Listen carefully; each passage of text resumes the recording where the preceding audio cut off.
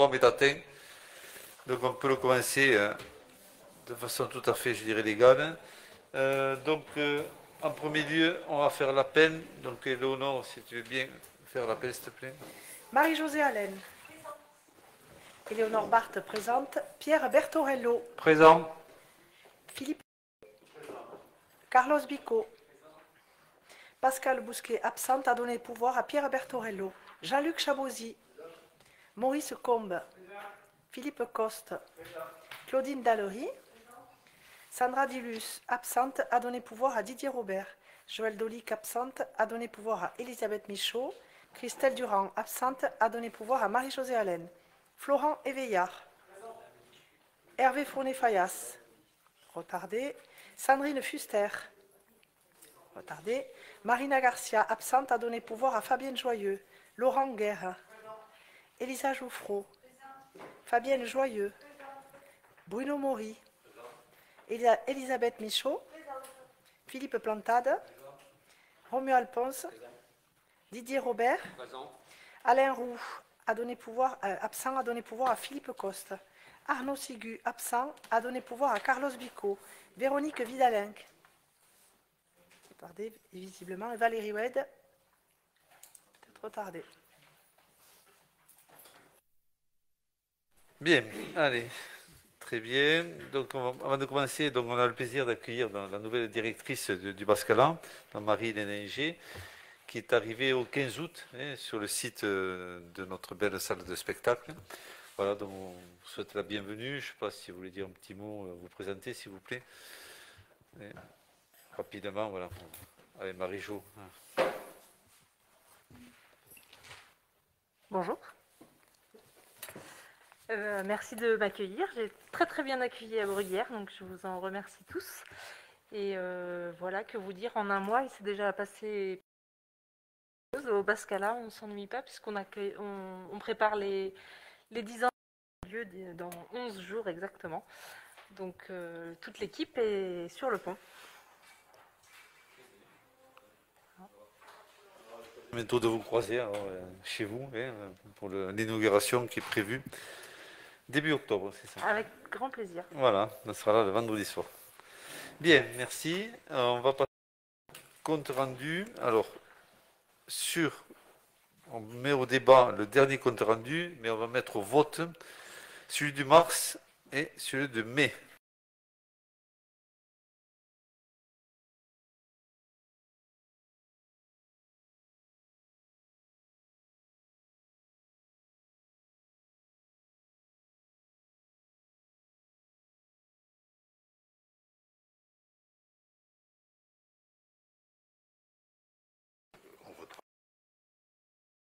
De ce compte rendu cette fois-là, pas de ce PV. Voilà, donc sur le mars, le compte rendu est voté à l'unanimité. Pour celui du mois de mai, on le passe aux voix également, puisqu'on a mis des annotations. Pour le mois de mai, je fais la même remarque, puisqu'on a intégré les éléments que nous avons demandés. Donc, nous voterons pour l'adoption du PV. Très bien, on vous en remercie. Et nous mettons, messieurs, maintenant au débat le compte rendu du mois de juin, du 28 juin. Est-ce que là-dessus, il y a des remarques, des annotations, parce que vous deviez les envoyer, mais apparemment, on ne les a pas reçues. Est-ce que vous avez des choses à dire, monsieur Bourri? Alors, par rapport à l'envoi, ça a été évoqué, hein, vous avez fait une proposition pour qu'on renvoie de nouveau en amont, mais il serait intéressant qu'on puisse être destinataire du procès-verbal un peu plus tôt, parce que si on le reçoit le mardi pour le renvoyer le mercredi, on ne travaille pas nécessairement de nuit tous dans la nuit de mardi à mercredi, ça permettrait d'avoir un petit peu plus de temps. Donc si le PV est prêt un petit peu avant l'envoi des convocations, ça serait bien qu'on puisse l'avoir une semaine avant. Je ne sais pas quels sont les délais en général. Si Mme Tourlan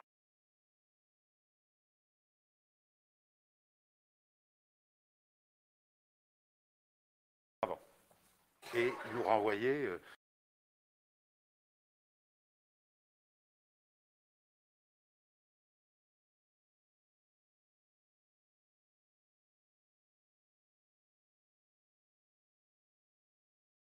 du 17 mai, je dis du 17 mai parce que je lis, il y a 17 mai en haut, c'est pour ça que j'ai lu ce qui était écrit, mais il faut corriger, c'est 28 juin. Alors nous avons quelques demandes de modification, d'ajout. Alors page 3, donc première intervention de M. Combes, c'est d'ajouter, si possible, puisque ça correspond à ce qui a pu être dit par M. Combes, à la fin de la phrase que tous les élus soient autour de la table et soient audibles, notamment pour l'enregistrement Facebook, puisque c'était un point sur lequel Maurice Combes avait insisté. Et à la suite, ajouter, d'autres communes organisent leurs conseils dans des salles des fêtes, par exemple. Nous les avions d'ailleurs organisés dans la salle de Xeraco en juin 2020. Bon, je ferai passer le texte que nous souhaitons voir ajouté, sachant qu'il est fidèle à ce qui a été dit et enregistré. Ça nous paraît important de pouvoir être un peu plus précis pour cette expression. Ça, c'est la première modification qu'on propose. Voilà, votre avis? On va toutes les noter, et puis voilà, vous les ferez passer, et puis la deuxième, c'est la deuxième intervention, la vôtre, où on souhaiterait voir compléter par rapport à ce qui est dit dans la première par M. Combes. Dans la salle de Xeraco, on ne peut pas enregistrer, puisque ça a été un motif de réponse que vous avez donné par rapport à l'impossibilité à Xeraco de pouvoir enregistrer. Ça semble important de pouvoir l'écrire. Ça, c'était donc la deuxième modification à la page 3. La page 4, la deuxième ligne, cinquième paragraphe, il est marqué « Monsieur Combes, point de suspension ». À la suite de la phrase, cette société est conséquente et représente de l'emploi. Alors, ce n'est pas Monsieur Combes qui dit ça, c'est Monsieur Plantade. C'est simplement mettre Monsieur Plantade en face, à la place de Monsieur Combes. Vous voyez, vous comprenez ce que je veux dire? Vous comprenez que je n'étais pas M. Combes. Là, c'est pas compliqué. Désolé. Ça, je l'ai bien compris. C'est pour réattribuer au propriétaire. Oui, non, bien sûr, si je l'ai dit, il n'y a pas de souci. Voilà. Alors, la page 8. Page 8, on a pointé sur la délibération 29. Donc, la seconde qui apparaît à la page 8. La phrase, la deuxième, demande des précisions sur le tableau des emplois fournis ce jour et notamment sur la différence entre les deux colonnes. C'est d'ajouter fournis ce jour parce que si on écoute la bande, on a un échange assez long. Mais ce qui est important, c'est bien le document qui a été fourni ce jour qui permet d'expliquer la réponse de Pierre Bertorello qui fait référence au document qui avait été précédemment envoyé et qui est effectivement beaucoup plus lisible, celui-ci n'étant pas très pertinent. Donc c'est simplement rajouter fourni ce jour. Ensuite, page 10, c'est un ajout, page 10.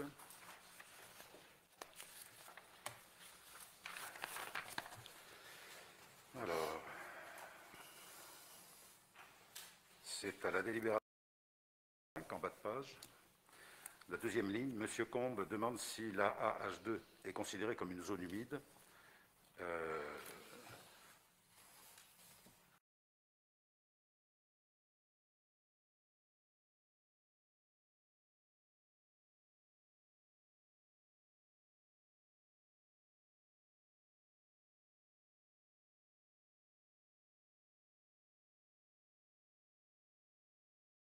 La compréhension de cette partie du terrain. Alors la page 11, on en a plusieurs. Sur la délibération 35, la deuxième ligne, donc la première intervention, donc Philippe Bory interroge sur la phrase en début de délibération concernant la vétusté des équipements publics. C'est d'ajouter ce qui a été cité comme équipement public concerné, 2 points, salle des fêtes de Xeraco et Boulodrome, puisque c'était les 2 lieux qui avaient été pointés dans la présentation, comme étant des lieux publics susceptibles d'être concernés. Une 7e modification, c'est l'intervention de Mme Joyeux, qui, en réponse, fait état de nombreuses réparations à faire et que les bâtiments ne sont pas isolés, et ajoute « Le Boulodrome est par ailleurs mal placé. Ce serait mieux de le retrouver au complexe sportif. » Ça nous paraît important de pouvoir le signer. Si ça n'est pas retenu, ça veut dire qu'il ne faut pas le dire, quelque part. La 8e modification, c'est la ligne suivante. Monsieur le maire. Je m'excuse Philippe, parce que là, quand Oui. sur l'intervention de Fabienne Joyeux, les bâtiments ne sont assez isolés. On avait oublié même le pas, ne sont pas assez isolés, d'accord. Alors là, je n'ai pas apporté de correction sur l'orthographe ou la syntaxe. Il y en a quelques-unes, mais je me suis attaché au complément. Allez-y, avancez. Alors, 8e modification, monsieur le maire explique qu'il faut justifier.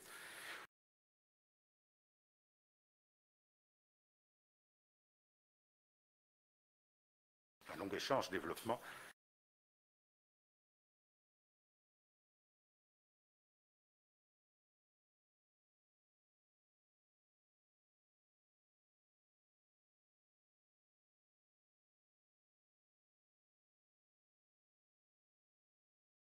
Intervention quand même par rapport à ces échanges qu'il y a eu. Monsieur Philippe Bory demande quel serait le devenir de Xeraco si la salle des fêtes et le boulodrome disparaissaient. C'est une question qui a été posée. Et proposer ce que Mme Joyeux a pu dire, Mme Fabienne Joyeux répond qu'on avait envisagé de faire une résidence senior. Bon, après, vous avez développé un peu plus longuement, mais c'est simplement pour situer les choses par rapport aux échanges qui ont eu lieu au cours du Conseil. Ça nous semblait important de pouvoir l'ajouter pour... Oui, mais dans ces cas-là, vous ciblez vos souhaits. Si on met les résidences seniors, il faut dire pourquoi, parce que c'est consomme sur place, parce que c'est la loi SRU, les logements sociaux, il n'y a pas le stationnement pour les personnes est moindre. Vous arrangez bien, donc où on met des choses, et nous on rajoutera notre Vous pouvez très bien l'ajouter puisque vous avez développé dans l'intervention. Une seule phrase sortie du contexte peut être différemment interprétée. Parce que vous aussi, vous faites des choix dans le compte-rendu. Nous, on fait des choix, on essaie d'être le plus succinct possible. Voilà. Vous êtes dans le détail du détail, ce qui vous arrange. Alors, nous aussi, on va mettre en sorte de mettre des mots qui complètent vos phrases, en ayant aussi le sens, j'aurais dit, réel de ce qui a été dit, et non politique. Ça me paraît être l'objet du procès-verbal. Oui. Et alors, il y a une modification sur cette délibération qui est le vote, qui n'est pas correct, il est faux. Puisqu'il y a eu 4 abstentions, c'est marqué au-dessus d'ailleurs, donc dans le tableau, il faudrait corriger. Voilà. Voilà, il n'y a pas de souci. Okay. Alors, ensuite,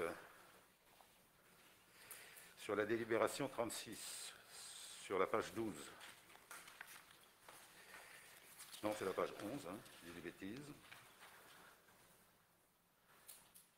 Oui, c'est ça, c'est la phrase qui est le deuxième paragraphe. Le chemin du parc ne sera pas impacté car que tous les véhicules, camions, véhicules légers devront passer par l'avenue de l'Euro. Il s'agit bien de l'expression que vous avez eue suite à une rencontre avec la direction de Cargo. Vous avez précisé que celle-ci s'engage à ce que. Je crois que c'est important parce que c'est elle, la direction, qui s'engage, c'est pas vous. Donc, si elle s'engage, il faudra lui faire tenir cet engagement. C'est quand même important de pouvoir être précis par rapport à la décision qui pourrait être prise et qui serait salutaire par rapport aux gens qui habitent rue du Parc. Donc voilà. Okay. On est presque arrivé au bout, je vous rassure. En bas de page, où on a la dernière intervention concernant l'environnement, on a donc la phrase « La taille des entrepôts lui semble contradictoire par rapport à l'environnement », qui concerne aussi les habitants. Alors, ce n'est pas tout à fait ce que j'ai dit. Pour moi, l'environnement en font partie les hommes, les femmes qui sont les habitants de Bruguière. Donc, ce n'est pas simplement des habitants. Donc, je proposais de modifier la parenthèse en mettant « dont font partie les femmes et les hommes habitant Bruguière notamment ». Ça, je pense qu'on se permet pas le sens de l'environnement. De relire, parce que vous dites des choses et après vous les oubliez. Parfois. Peut-être, on va peut-être le contrôler. Voilà, vous pourrez le vérifier, puisque ça a été dit dans l'intervention. Alors, page 13 maintenant, délibération 41, sur l'allocation des instruments de musique. L'avant-dernière intervention que je fais répond qu'une telle tarification permettrait de prendre en compte la mixité sociale. Alors, ce n'est pas tout à fait ce que j'ai dit, c'est même assez restrictif, me semble-t-il, même si le résumé peut réduire les choses, mais pas les restreindre. Donc, prendre en compte les évolutions de la population en termes de mixité sociale et de rendre ainsi accessible aux enfants et jeunes de milieux modestes l'excellence des pratiques musicales dispensées. Bon, voilà. Ça, vous l'avez dit ou ça, je l'ai dit, mais en plusieurs étapes. Oui, mais si vous faites une phrase sur 5 minutes, c'est une phrase qui a été refaite après. Si est retenu les évolutions de la population, parfois, vous mettez mot par mot ce que j'ai dit, mais vous faites un mixte, c'est-à-dire, voilà, vous reprenez... Les évolutions de la population en termes de mixité sociale, c'est effectivement ce que j'ai dit. On comprendra ce que vous avez dit, c'est tout. Et de choix. Dans le compte-rendu, il y a des choix. Celui-là, vous n'avez pas le voté. N'inversons pas les rôles.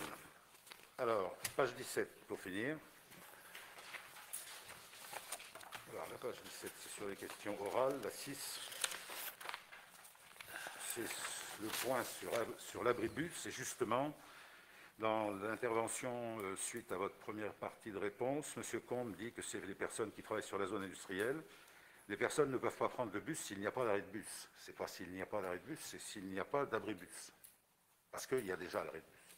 Donc c'est remplacé d'arrêt de bus par d'abribus. C'est purement lié au sens de la phrase.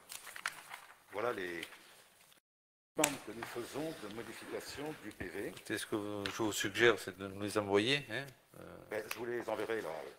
Comme ça, on puisse aussi contrôler ce qui a été dit, puisque bon, on est comme vous, on peut reprendre Par contre, l'enregistrement. Je souhaiterais qu'on convienne de cette proposition. Non, mais tout à fait. Voilà. Après, il y a eu les vacances d'été. Recevoir le PV un peu plus tôt pour pouvoir y travailler, parce que ça demande un peu de temps. Si même vous faire un retour, ça me permettrait voilà.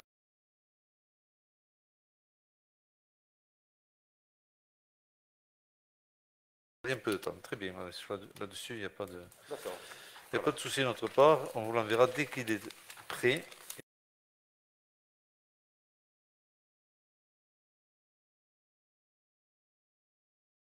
Sur le panneau ainsi que sur Facebook Mairie, sur les délibérations, par exemple le vote qui a eu différence des 4, c'est dommage qu'on fasse apparaître ça alors que ce n'est pas la réalité. D'accord, oui, voilà. Tout à fait. Oui. Ça éviterait ce genre de situation. D'accord, il n'y a pas de souci, monsieur, comme on est en phase là-dessus. Bien, allez, je vous propose maintenant de prendre des décisions qui ont été prises après le dernier conseil municipal. La première, c'est le choix de lauréat, le concours de maîtrise d'œuvre pour la construction d'un groupe scolaire, donc tout le monde est au courant. Pour faire suite à la décision 2021-05 qui autorise l'organisation d'un concours restreint, l'avis d'appel public à candidature a été envoyé à la publication le 22 février 2021. 67 candidatures ont été reçues. Après avis du jury, on va dire unanime, vous étiez, M. Bourri, compétent réuni le 12 avril 2021, les 4 groupements d'entreprises suivants ont été sélectionnés et se sont vus adresser le programme technique détaillé de l'opération. Les candidats ont été reçus simultanément le 22 avril 2021 pour une visite du site. Leurs projets ont été remis le 16 juin 2021 de manière anonyme, conformément à la procédure de concours. Après une analyse technique et fonctionnelle des projets par la commission technique et leur conseil, le jury s'est réuni le 29 juin 2021 pour évaluer chacun de ces projets au regard des critères d'évaluation qui avaient été définis au préalable, à savoir, sans ordre hiérarchique, l'adéquation du programme, qualité architecturale, technique et développement durable, respect de l'enveloppe financière et approche du coût global, notamment la comptabilité et la sincérité avec l'offre financière. Et surtout aussi le respect du planning de l'opération. Le jury a établi à l'anonymat, étant élevé par la suite le classement suivant. Donc en numéro 1, nous avons commencé à travailler avec l'équipe Arter. En deuxième, nous avons l'équipe C2+, B. Troisième équipe HB Mort. Quatrième équipe d'Amont. Donc voilà, donc nous sommes, je dirais, partis pour faire le groupe scolaire avec le groupe Arter, avec lequel nous avons déjà commencé à travailler. C'est un travail, je dirais, continu et qui se passe très très bien avec, je dirais, des élus de secteur et des personnes qui travaillent sur ce sujet. Voilà. Donc décide, article 1, de désigner le lauréat, l'auteur du projet classé premier par le jury. L'article 2, d'engager la négociation du marché de maîtrise d'œuvre avec l'équipe Arter, ce qu'on a fait. Et l'article 3, de signer ce marché et tout document nécessaire à sa passation. Voilà. Donc, Cabinet Artère, vous étiez Monsieur Bourri, voilà, et le cabinet avec qui on va continuer à travailler. Monsieur Combe. Oui, je crois que ce sont des locaux, il me semble. Et, voilà, après, ouais, ça s'est bien passé, voilà, vous avez fait des réunions de travail. Voilà, on est en phase d'avancer comme le planning nous l'autorise. C'est bon? Pas de... Très bien, on passe à la deuxième. Achat de fourniture de gaz, adoption d'une convention de groupement de commandes avec 12 métropoles. Donc ça c'est classique. Hein, donc, il s'agit de la 22. Je continue sur la 23. Signature d'une convention d'occupation temporaire du domaine public au 16 bis Place de la République pour la période.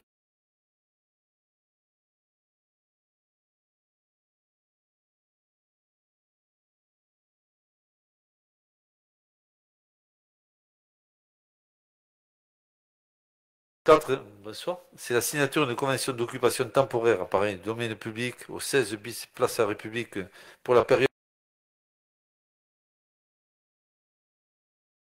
Ça concerne le restaurant situé sur la place.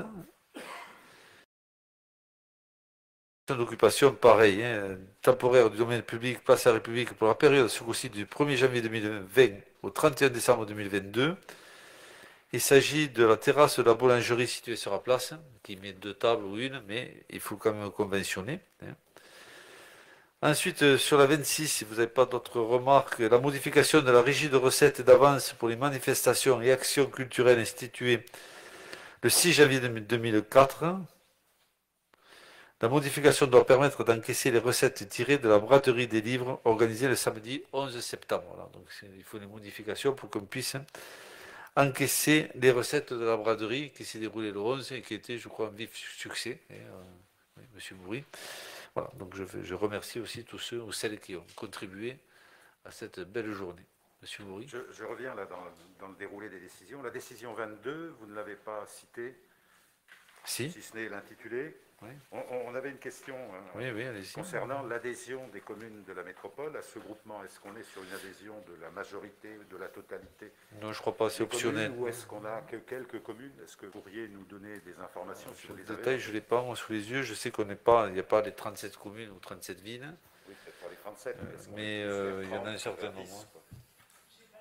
Bon, on vous fera passer le détail. Il n'y a pas de souci, on fera passer les communes adhérentes. Hein. Ensuite, sur la 27, mise à disposition des installations et équipements sportifs communaux aux élèves des collèges publics. En gros, c'est une contrepartie de la subvention accordée par le conseil départemental pour la réhabilitation et la mise aux normes des équipements du complexe sportif René Albus. Le montant de la subvention s'élève à 17 554 €.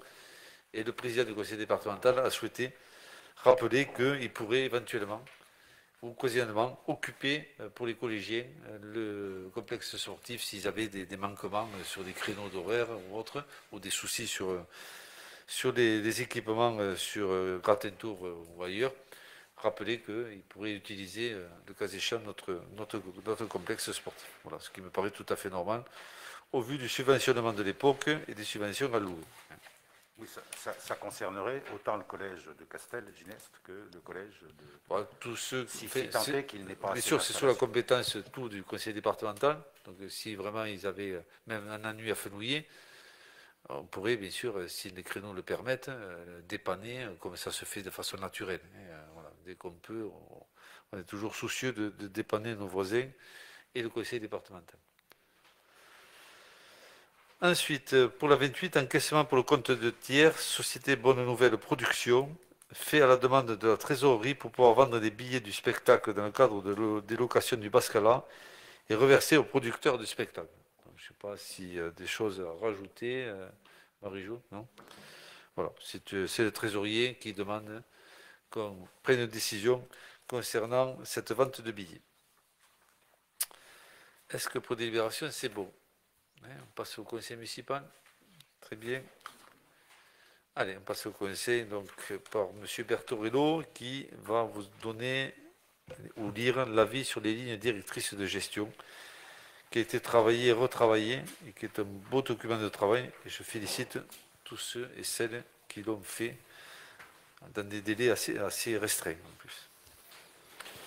Merci, monsieur le maire.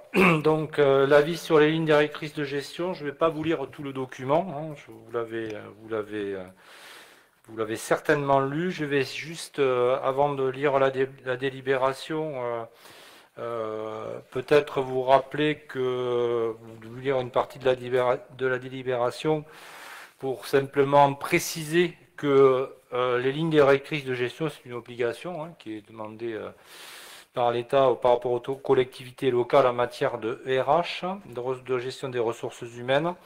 C'est globalement quelle stratégie, comment on va piloter en fait la partie ressources humaines sur la collectivité en précisant un petit peu les enjeux, la politique de ressources humaines et comment on va fixer ces axes de décision et ces orientations.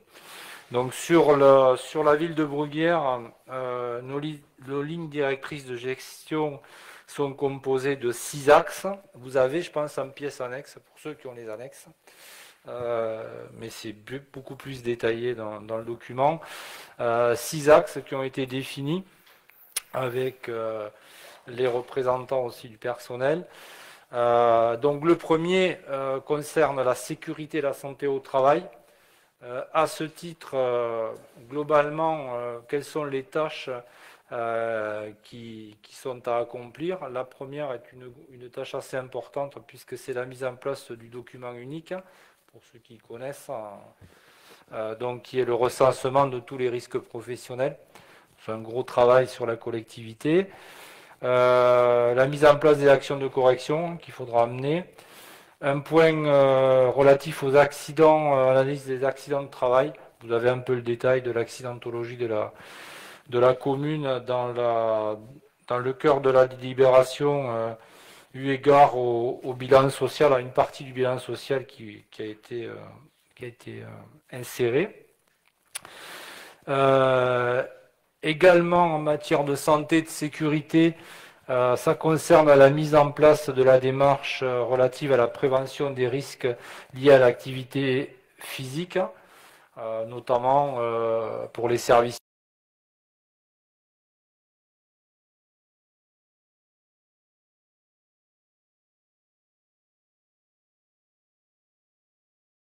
de pousser des équipements, enfin des choses dans ce registre.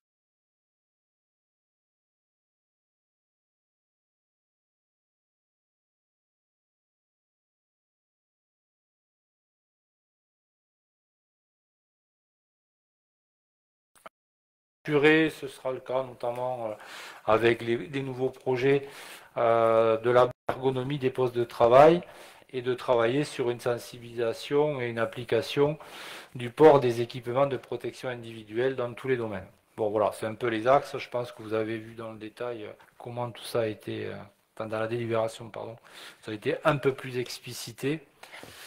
Le deuxième axe, c'est le bien-être et la qualité de vie au travail. Donc on souhaite dans un premier temps mettre en œuvre une enquête auprès des agents hein, pour avoir le ressenti de l'ensemble des salariés. On souhaite la mise en place d'une charte des valeurs pour que tout le monde partage les mêmes valeurs sur la collectivité. Un point aussi très important, c'est une mise en place d'une charte du management, puisque tout ce qui se passe dans la collectivité est quand même initié d'abord pour animer les équipes sur le terrain. Donc il faut que l'ensemble des managers soient, je dirais, alignés.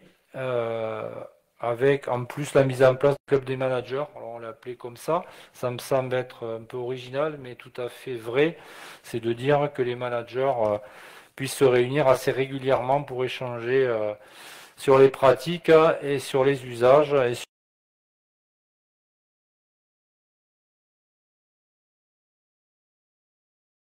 également la mise en place d'une communication interne, en tout cas elle existe, mais il faut la mettre. Favoriser aussi des moments conviviaux inter-services et intra-services et proposer aussi la mise en place de temps d'échange sur des thématiques particulières, notamment sur l'information, sur les retraites par exemple, sur le RGPD et d'autres sujets. Voilà pour l'axe 2. L'axe 3 lui concerne la lutte contre l'absentéisme et la désinsertion professionnelle. Ça commence à être traité au travers du RIF7 avec la mise en place du coefficient de Bradford, qui est plutôt sur l'analyse finalement des absences de courte durée. Par ailleurs, sur cet axe-là, il faut qu'on développe tout ce qui est démarche sur la gestion prévisionnelle des emplois et des carrières. C'est de dire on se préoccupe au travers de l'ensemble de l'effectif, de l'évolution des personnes en fonction des entretiens professionnels, des souhaits et des opportunités qu'il peut y avoir au sein de la collectivité, ou être en capacité aussi de permettre à des agents d'évoluer ou dans la collectivité ou en dehors de la collectivité. L'ergonomie au poste, on la retrouve parce que elle peut être relative à l'absentéisme sur des conditions de travail. On se penchera aussi dans les 5 ans sur la mise en place d'entretiens pour préparer la reprise de personnes absentes sur des longues durées. C'est important d'avoir des échanges et de repenser une remise sur le poste de travail avant de le faire tout à fait physiquement. Et aussi travailler sur la communication au niveau du rôle du service RH, que chaque salarié puisse connaître quels sont les services qui sont apportés par les RH et vers qui ils doivent s'orienter en matière de renseignement. Le 4e axe concerne la formation, donc avec une identification des besoins en fonction des services et des métiers, d'avoir une démarche annuelle de plan de formation définie, de manière à avoir un suivi dans le temps. Dans ce cadre-là, c'est de renforcer le partenariat avec le centre de formation du CNFPT, le centre de formation de la fonction publique territoriale, puisque c'est quand même notre organisme de formation principal qui offre pas mal de formations. On en a fait quelques-unes en intra, à l'intérieur de la collectivité, mais bon, voilà. On travaille pas mal avec. Donc la formation des agents, c'est un point à renforcer d'axe 4. Une campagne d'information aussi sur le droit à la formation, parce que tous les agents ne le connaissent pas forcément, en tout cas ceux qui arrivent, mais les autres également. Et aussi sensibiliser l'ensemble des agents sur les différents dispositifs qui existent. On peut valoriser ses compétences, on peut faire des bilans de compétences. Il y a des outils en fait qui sont utiles à la progression des agents. Et également la mise en place de formations en interne. Ça nous paraît être un sujet plutôt important, ils le sont tous, mais celui-là en particulier, notamment sur, on va dire, sur des métiers où on ne va pas forcément avoir la possibilité de trouver des compétences en externe. Il y a des métiers un peu particuliers. En tout cas, quand on a des difficultés de recrutement, on peut se poser la question au travers de la GPEC, peut-être d'avoir des candidats en interne qu'on va accompagner pour aller vers des postes où ça demande une formation un peu plus spécialisée.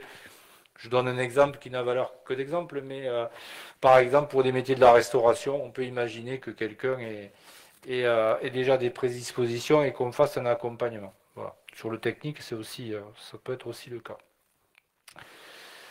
Donc le 5e axe concerne les conditions et l'aménagement du temps de travail. On l'a détaillé aussi, mais ce qu'il faut retenir, c'est que le télétravail reste un outil qu'on souhaite organiser suivant un peu le desiderata des agents et de la direction, mais de dire qu'on est capable de favoriser pour des personnes qui ont quelque part trouvé aussi une certaine aisance à travailler en télétravail sur des périodes définies, de développer ce moyen de fonctionner, parce qu'il existe aujourd'hui, je pense qu'au même titre qu'on fait des visioconférences maintenant, le télétravail peut être en tout cas un outil qui permette une organisation, une organisation d'activité. On ne mettra pas tout le monde en télétravail, évidemment, mais on peut tout à fait imaginer que certaines personnes, et c'est déjà le cas, préfèrent être 2 jours, enfin en tout cas s'organisent à être 2 jours chez elles parce que c'est plus facile pour travailler des dossiers tout en respectant et en encadrant le temps de travail. Il y aura lieu aussi de retoiletter le règlement intérieur parce qu'il est un peu vieux. De mettre également en place un livret d'information au niveau de la collectivité, de manière à ce qu'un agent qui arrive, un livret d'accueil, puisse avoir l'ensemble des informations nécessaires à la bonne connaissance et à sa venue dans la... valoriser et promouvoir le travail des agents, pardon. On a mis lutte contre les insultes parce que effectivement on constate quand même que on a eu récemment quelques agents qui ont subi des agressions qui étaient alors verbales mais fortes et c'est complètement intolérable. On est là pour aussi protéger nos agents et faire respecter le relationnel qui est nécessaire entre les usagers et les agents. Effectivement aussi, on a la volonté, et on le fait déjà, de travailler sur l'égalité professionnelle, notamment l'égalité homme-femme, bien qu'il y ait beaucoup plus de femmes que d'hommes dans la collectivité, mais voilà, ça paraît équilibré dans l'autre sens, mais bon, en tout cas, il faut que tout le monde ait la place qui est nécessaire d'avoir. Voilà. Dernier point, ça concerne l'axe 6, qui est la promotion interne. En l'occurrence, on parle d'évaluation de la valeur professionnelle. Vous savez qu'avec le RIF 7, on a modifié en fait notre mode d'évaluation par rapport aux agents. En tout cas, on l'a fait évoluer. On est encore en phase de test, on va dire, puisque cette année, ça avait valeur de test, puisque c'était la première année où on utilisait ce document. L'accompagnement est nécessaire, donc, mais en tout cas, dans le cadre du RIF 7, on fera un bilan en fin d'année. Nous serons amenés certainement à travailler sur ce bilan pour voir comment les gens ont pratiqué l'évaluation de leur N-1 et s'il y a lieu, comme on l'a déjà fait, d'apporter une formation supplémentaire pour avoir une meilleure prise en compte de ce dispositif. Évidemment, quand c'est possible, on regarde également, on souhaite regarder dans l'aspect promotion comment on peut faire évoluer les personnes dans des fonctions supérieures, si c'est possible. Aussi être très vigilant sur l'adéquation des fonctions occupées par l'agent par rapport au grade demandé, de prendre aussi en compte l'ancienneté dans le grade et d'être dans la gestion aussi des départs en retraite. Tout ça c'est un tout en fait en matière de gestion de personnel, puisque on peut promouvoir, en tout cas promouvoir des personnes au travers de postes qui évoluent ou de gens qui partent ou d'organisations qui évoluent. Voilà.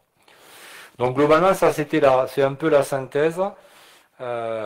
Sur un tableau récap, vous avez tout le détail avec des actions qui sont peut-être un peu plus précises. Ce sont des lignes de gestion. On s'est donné 5 ans en fait avec des priorités. Je crois que vous avez quelque part, hein, je ne sais plus si on l'a mis en annexe, en tout cas le planning. Voilà, moi je dois reconnaître que c'est un travail collectif mené par l'équipe RH et sous l'impulsion de notre directrice, qui est un travail de qualité et qui doit permettre une évolution de notre politique RH et en tout cas d'avoir le souci quotidien de la place et de l'évolution et de la santé des agents dans la collectivité. Voilà tout ce que je peux dire. Pardon ? Ça doit passer en CT. Ouais. Demain. passe en Anxiété demain, mais au moins vous avez la primeur d'en discuter ce soir au niveau du conseil municipal. Est-ce que vous avez des remarques Oui, sur cette thèse? on a parlé de télétravail. Je crois qu'il y a un cadre qui est sorti au niveau national Oui, dans la fonction d'accord. publique territoriale. Hein. Oui, oui, tout à fait. Voilà, ok. Oui. Bon, on n'est pas, pour l'instant, ça fait partie des réflexions qu'on a toujours eues là-dessus. Effectivement, il y a un cadre qui a été mis en place, oui, c'est vrai. C'est intéressant parce que, oui, la fonction publique territoriale est plutôt en avance sur le sujet. Il n'y avait pas de cadre jusqu'à présent, en plus, de façon générale. Bien, pas de remarques. Monsieur Bourri, oui. Oui, dans l'axe 3, dans les priorités qui sont définies là, dans le tableau en fin de présentation, Oui. je m'interrogeais sur le soutien psychologique, et la mise en place aussi d'un suivi médicalisé des agents. Pourquoi ça vient en deux? Est-ce que c'est en deux parce qu'il faut constater qu'on a des enfants, des agents en difficulté? Moi, j'aurais trouvé intéressant que le soutien puisse être en un, au même titre que la préoccupation sur la détection des agents en souffrance. Voilà. Ça fait partie d'un dispositif qui aujourd'hui, alors on l'a mis là, mais c'est quand même, quand il y a un événement de ce type-là, c'est une priorité. C'est ce qu'on a déjà fait, notamment quand il y a eu un décès d'un enfant à la crèche. C'est quelque chose qu'on a mis en œuvre, donc bon, peut-être on l'a peut-être pas classé comme il fallait, mais en tout cas, à mon avis, c'est lié étroitement. ouais, Voilà. c'est tout à fait, oui. Quand on constate, on fait, voilà, on fait, Oui. on constate. Je veux dire, voilà. Oui, je cherchais votre Il y a remarque. Oui, pas de- d'accord, il y a pas de, on n'a pas priorisé, il n'y a pas de priorité. Je veux dire, ça, il y a un Comme lien elle est fort. en deux, j'aurais bien vu qu'elle soit en un comme les deux précédentes. Comme disait Camille, c'est déjà en place. Voilà. Oui, c'est déjà en place. Non, mais si en fait. c'est en place, autant le faire figurer comme étant prioritaire quand il y a un cas qui Ça fait effectivement, partie, oui, de la gestion quotidienne. Quand on a des cas, bon, Dieu merci, on n'en a pas énormément, mais en tout cas, on a plusieurs dispositifs qui permettent de couvrir. Et une seconde remarque qui concerne l'axe 5. Quand on regarde les statistiques qui sont présentées, intéressantes, hein, Ouais. on constate que la part des primes sur les rémunérations pour les agents et les fonctionnaires territoriaux est quand même très significative par rapport aux revenus de ces agents, et notamment dans l'encadrement, mais pas seulement. Donc c'est un des effets aussi qui va certainement s'amplifier de la loi sur la fonction publique qui a été adoptée par rapport à effectivement une augmentation peut-être des revenus, mais sous forme de prime et non pas sous forme de traitement indicé. Aujourd'hui, nous, effectivement, on n'a pas la main sur. Non, on n'a pas la main, mais ça me paraît être un constat qui est important de faire par rapport à la part de plus en plus importante des primes, hein, qui va de pair avec le développement de l'actualisation telle qu'elle est développée par le gouvernement depuis quelques années, où on préfère recruter des contractuels plutôt que des fonctionnaires titulaires. Bon, l'avenir nous dira comment les choses évolueront, mais c'est un constat important à faire. Oui, tout à fait. Enfin, je pense que je pense qu'il y a le sujet effectivement, du recrutement, de l'orientation plutôt vers des contractuels. Ça va dépendre. Nos derniers recrutements, finalement, ont été significatifs du fait qu'on a recruté des fonctionnaires. Donc voilà, c'était pas. Moi, ce que je vois aujourd'hui, qui peut être problématique en tout cas, c'est que on parle beaucoup aujourd'hui, compte tenu de la crise, de l'évolution des salaires, de faire grimper les salaires. Donc l'État est le premier à aller prise pour dire il faut augmenter les salaires. Il faudrait déjà que l'État regarde à son niveau comment il peut les augmenter, ce serait pas mal. Mais en tout cas, ça va avoir une incidence. Ce que je crains, c'est que ça peut avoir effectivement aussi une incidence et créer un décalage entre le privé et le public qui était déjà compliqué sur certaines fonctions où il y avait des écarts salariaux qui faisaient que pour recruter dans le public, ça restait un challenge pour avoir quelqu'un dans les services techniques, des choses comme ça. Donc ça reste, je pense, avec ce qui se profile aujourd'hui, cette notion primes comme vous l'évoquez. En tout cas, ça va avoir surtout une influence sur les collectivités, puisque ça, en termes de masse salariale, je pense que les régimes indemnitaires, enfin les régimes complémentaires vont être nécessaires, enfin, risquent d'être affectés par ça, quoi. Enfin, il y aura une réflexion en tout cas. Voilà. Sur certains salaires dans la fonction publique, au niveau de la catégorie C, pour ceux qui commencent au début de la carrière, on est obligé de leur donner des primes pour qu'ils soient au niveau du SMIC. Non, mais il y a vraiment, on l'a déjà dit, mais il y a une autre occasion, il y a aujourd'hui beaucoup de difficultés. J'ai discuté récemment avec quelqu'un qui travaille à la métropole, même dans la métropole toulousaine, dans les parties techniques, ils ont beaucoup de difficultés à recruter, quoi. Probablement pour en parler. Au pôle Nord, ils ont perdu 3 ou 4 personnes qui sont parties dans le privé, dans les hôpitaux. On a beaucoup de chargés d'opération, c'est-à-dire ceux qui suivent à la fois les études et les travaux sur le terrain. On a énormément de mal à recruter parce qu'ils viennent de EFA, ils ont des salaires beaucoup plus élevés. Et à part avoir la sécurité d'emploi, c'est la seule chose qu'on peut offrir. Donc du coup, il y a un décalage et on n'arrive pas... Ils ne sont pas contractuels, on essaie de les titulariser puisque c'est des postes de titulaires. Mais on a énormément de mal à recruter. Ça pose un problème dans les études, voilà. On a le retard pris sur les travaux qui concernent les villes, je dirais, des secteurs, pôle Nord ou autre. On le retrouve dans toute la fonction publique, que ce soit de l'État, de la santé et territoriale. Et après, je veux dire une chose, là, il y a une revalorisation du SMIC, bien sûr, on est ravis pour eux, mais le problème, c'est que ça diminue les écarts, c'est-à-dire que des gens qui seront au SMIC revalorisés, ils auront presque le même salaire que l'échelon 5. Donc la fonction territoriale avait 10 ans de carrière. Donc voilà. Donc il y a tout ça aussi à prendre en compte et qui nous perturbe. Parce qu'après, la personne qui a 10 ans à la mairie de Bruguière se retrouve avec 10 ou 20 euros d'écart, ou 30 avec une personne dont le SMIC va être revalorisé.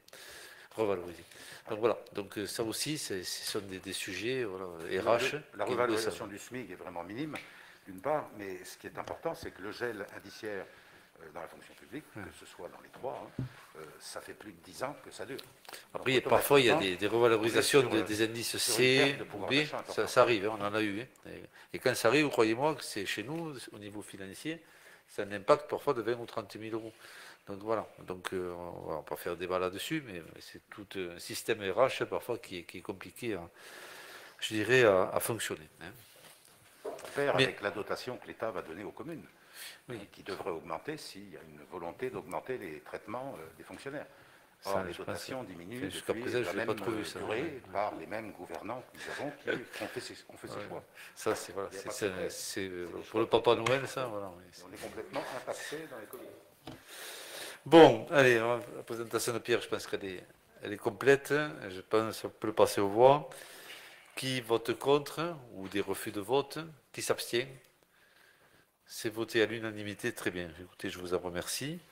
On passe au point suivant qui concerne toujours M. Berthelot, c'est la délibération portant autorisation pour le recrutement d'agents contractuels sur des emplois non permanents afin de faire face à un besoin lié à un accroissement saisonnier d'activité pour l'année 2022. C'est classique, on nous prend ça tous les ans sur les contractuels et aussi, on verra tout à l'heure, sur les agents titulaires.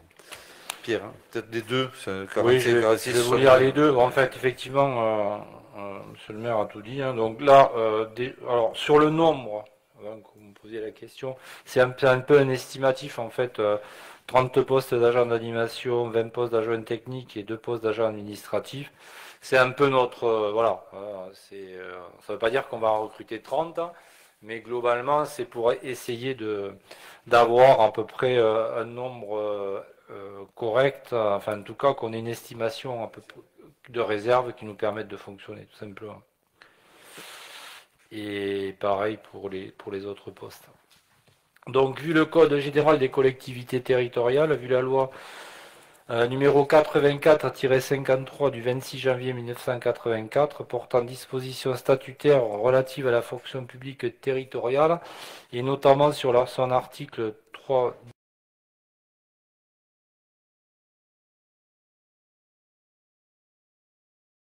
le fonctionnement de la collectivité, il convient de créer les emplois saisonniers suivants, donc 30 postes d'agents d'animation, à la haie à l'SH, 35 heures hebdomadaires maximum, rémunérés sur la grille des adjoints d'animation territoriaux C3.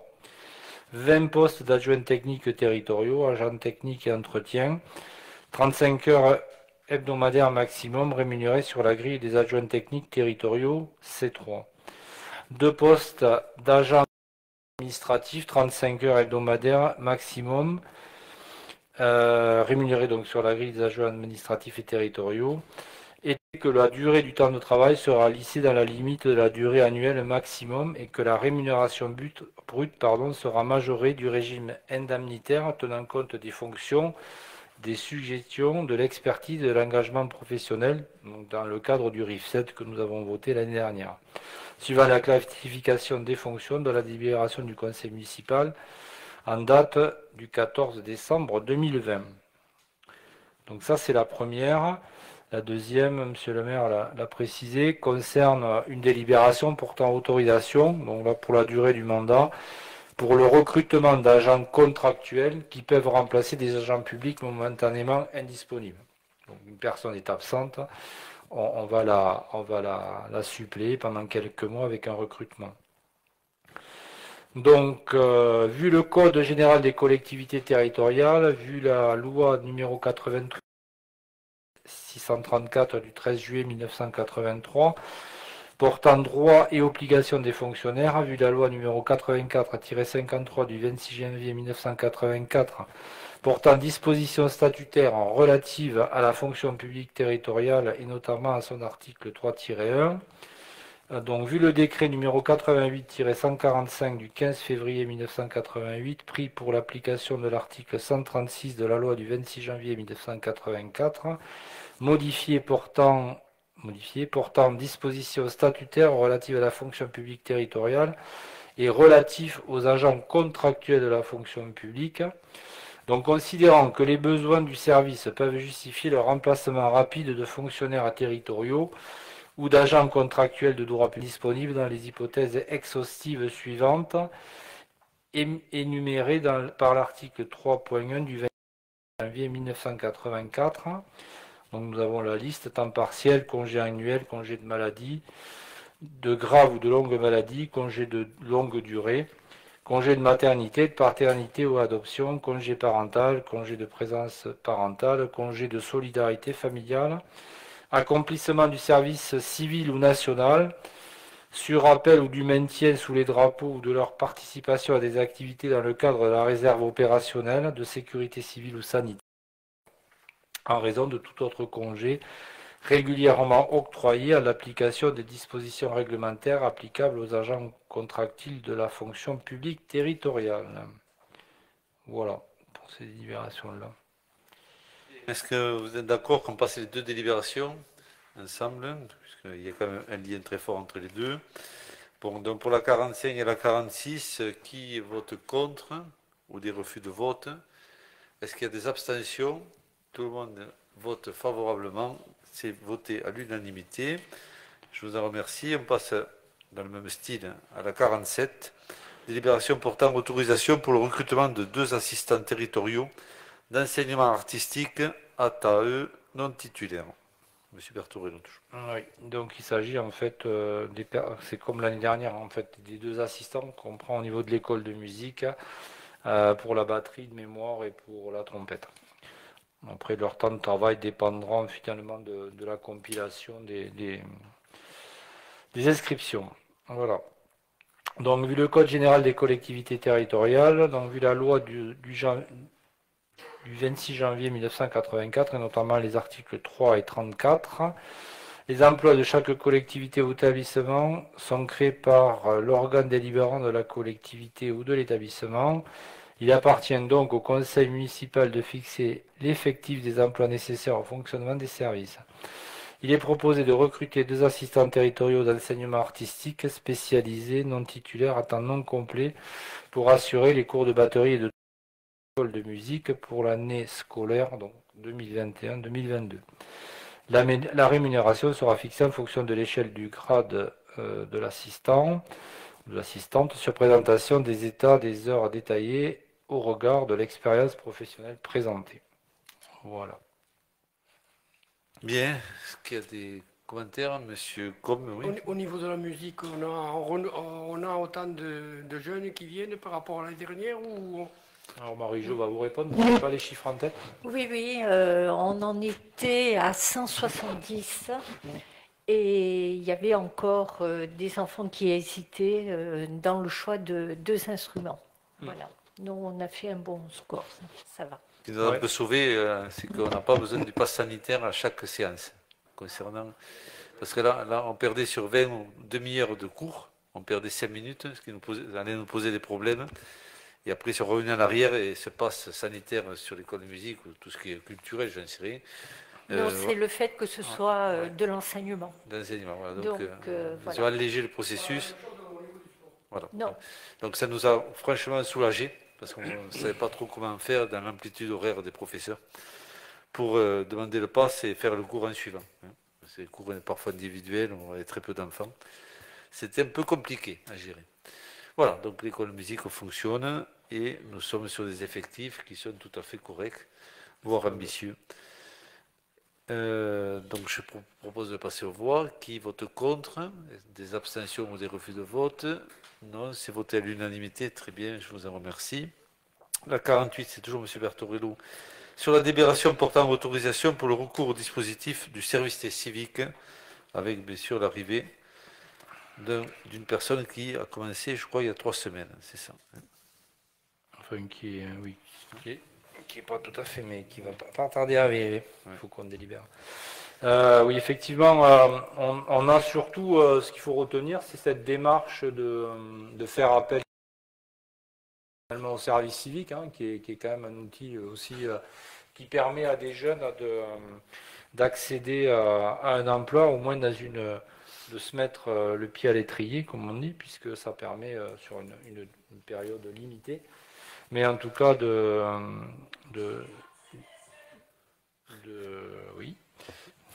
s'intégrer. Donc, en ce qui concerne la délibération, vu la loi du numéro 2010-241 du 10 mars 2010 instaurant le service civique, vu le décret numéro 2010-485 du 12 mai 2010 et l'instruction AS-01 du 24 juin 2010 relative au service civique.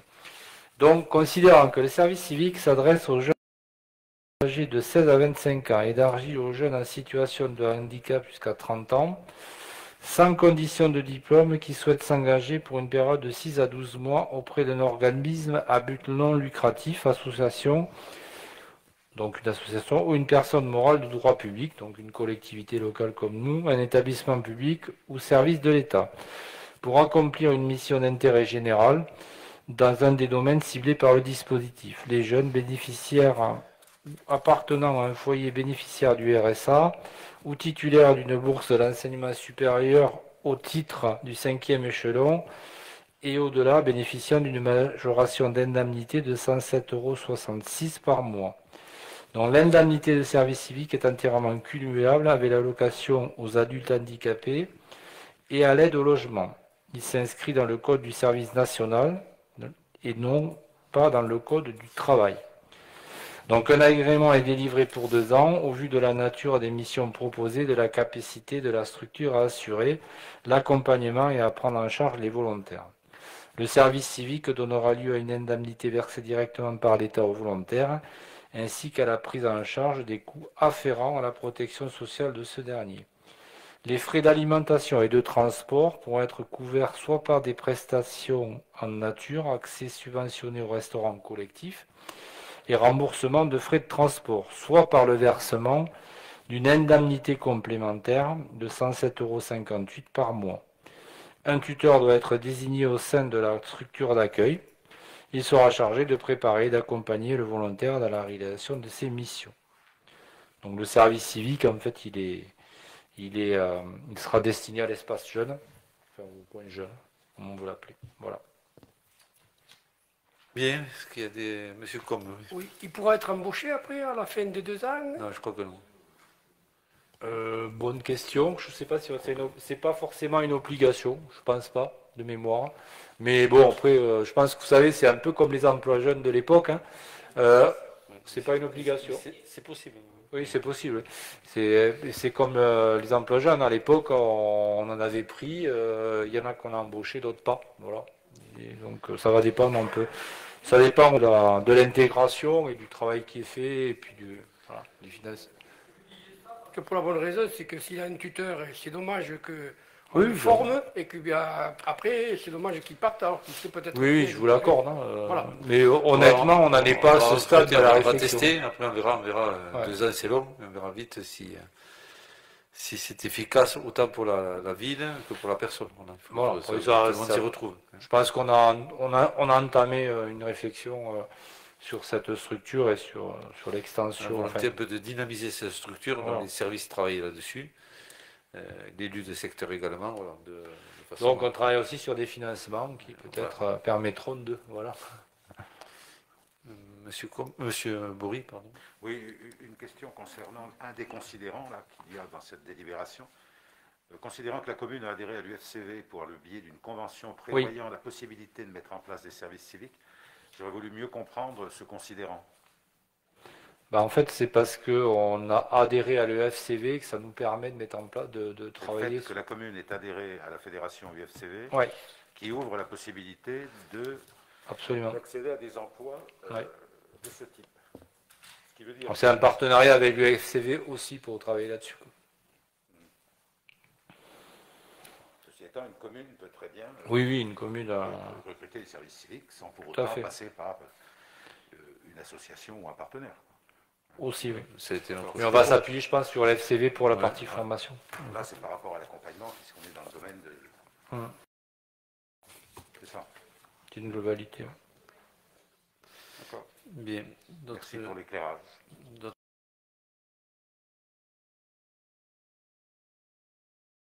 Des abstentions.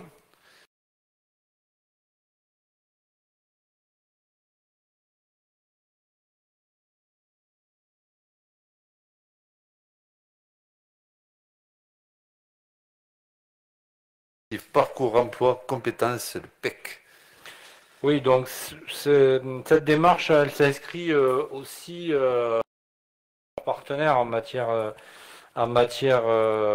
d'emploi. C'est un croisement d'emploi, des ressources humaines et des besoins.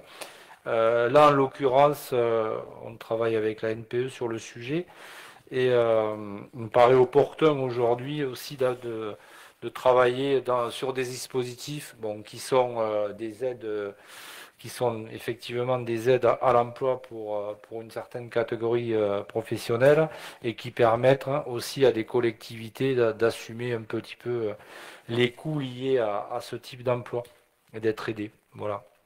Donc en l'occurrence, on souhaite adhérer à ce dispositif-là avec, dans l'optique aussi, je crois que c'est précisé dans la délibération, on a ouvert en tout cas la porte à créer 5 postes en matière de petite enfance, de faire aussi et éventuellement au niveau des services techniques, si on a les bonnes personnes pour faire ça. Voilà. Donc je peux vous lire la délibération qui est un peu longue.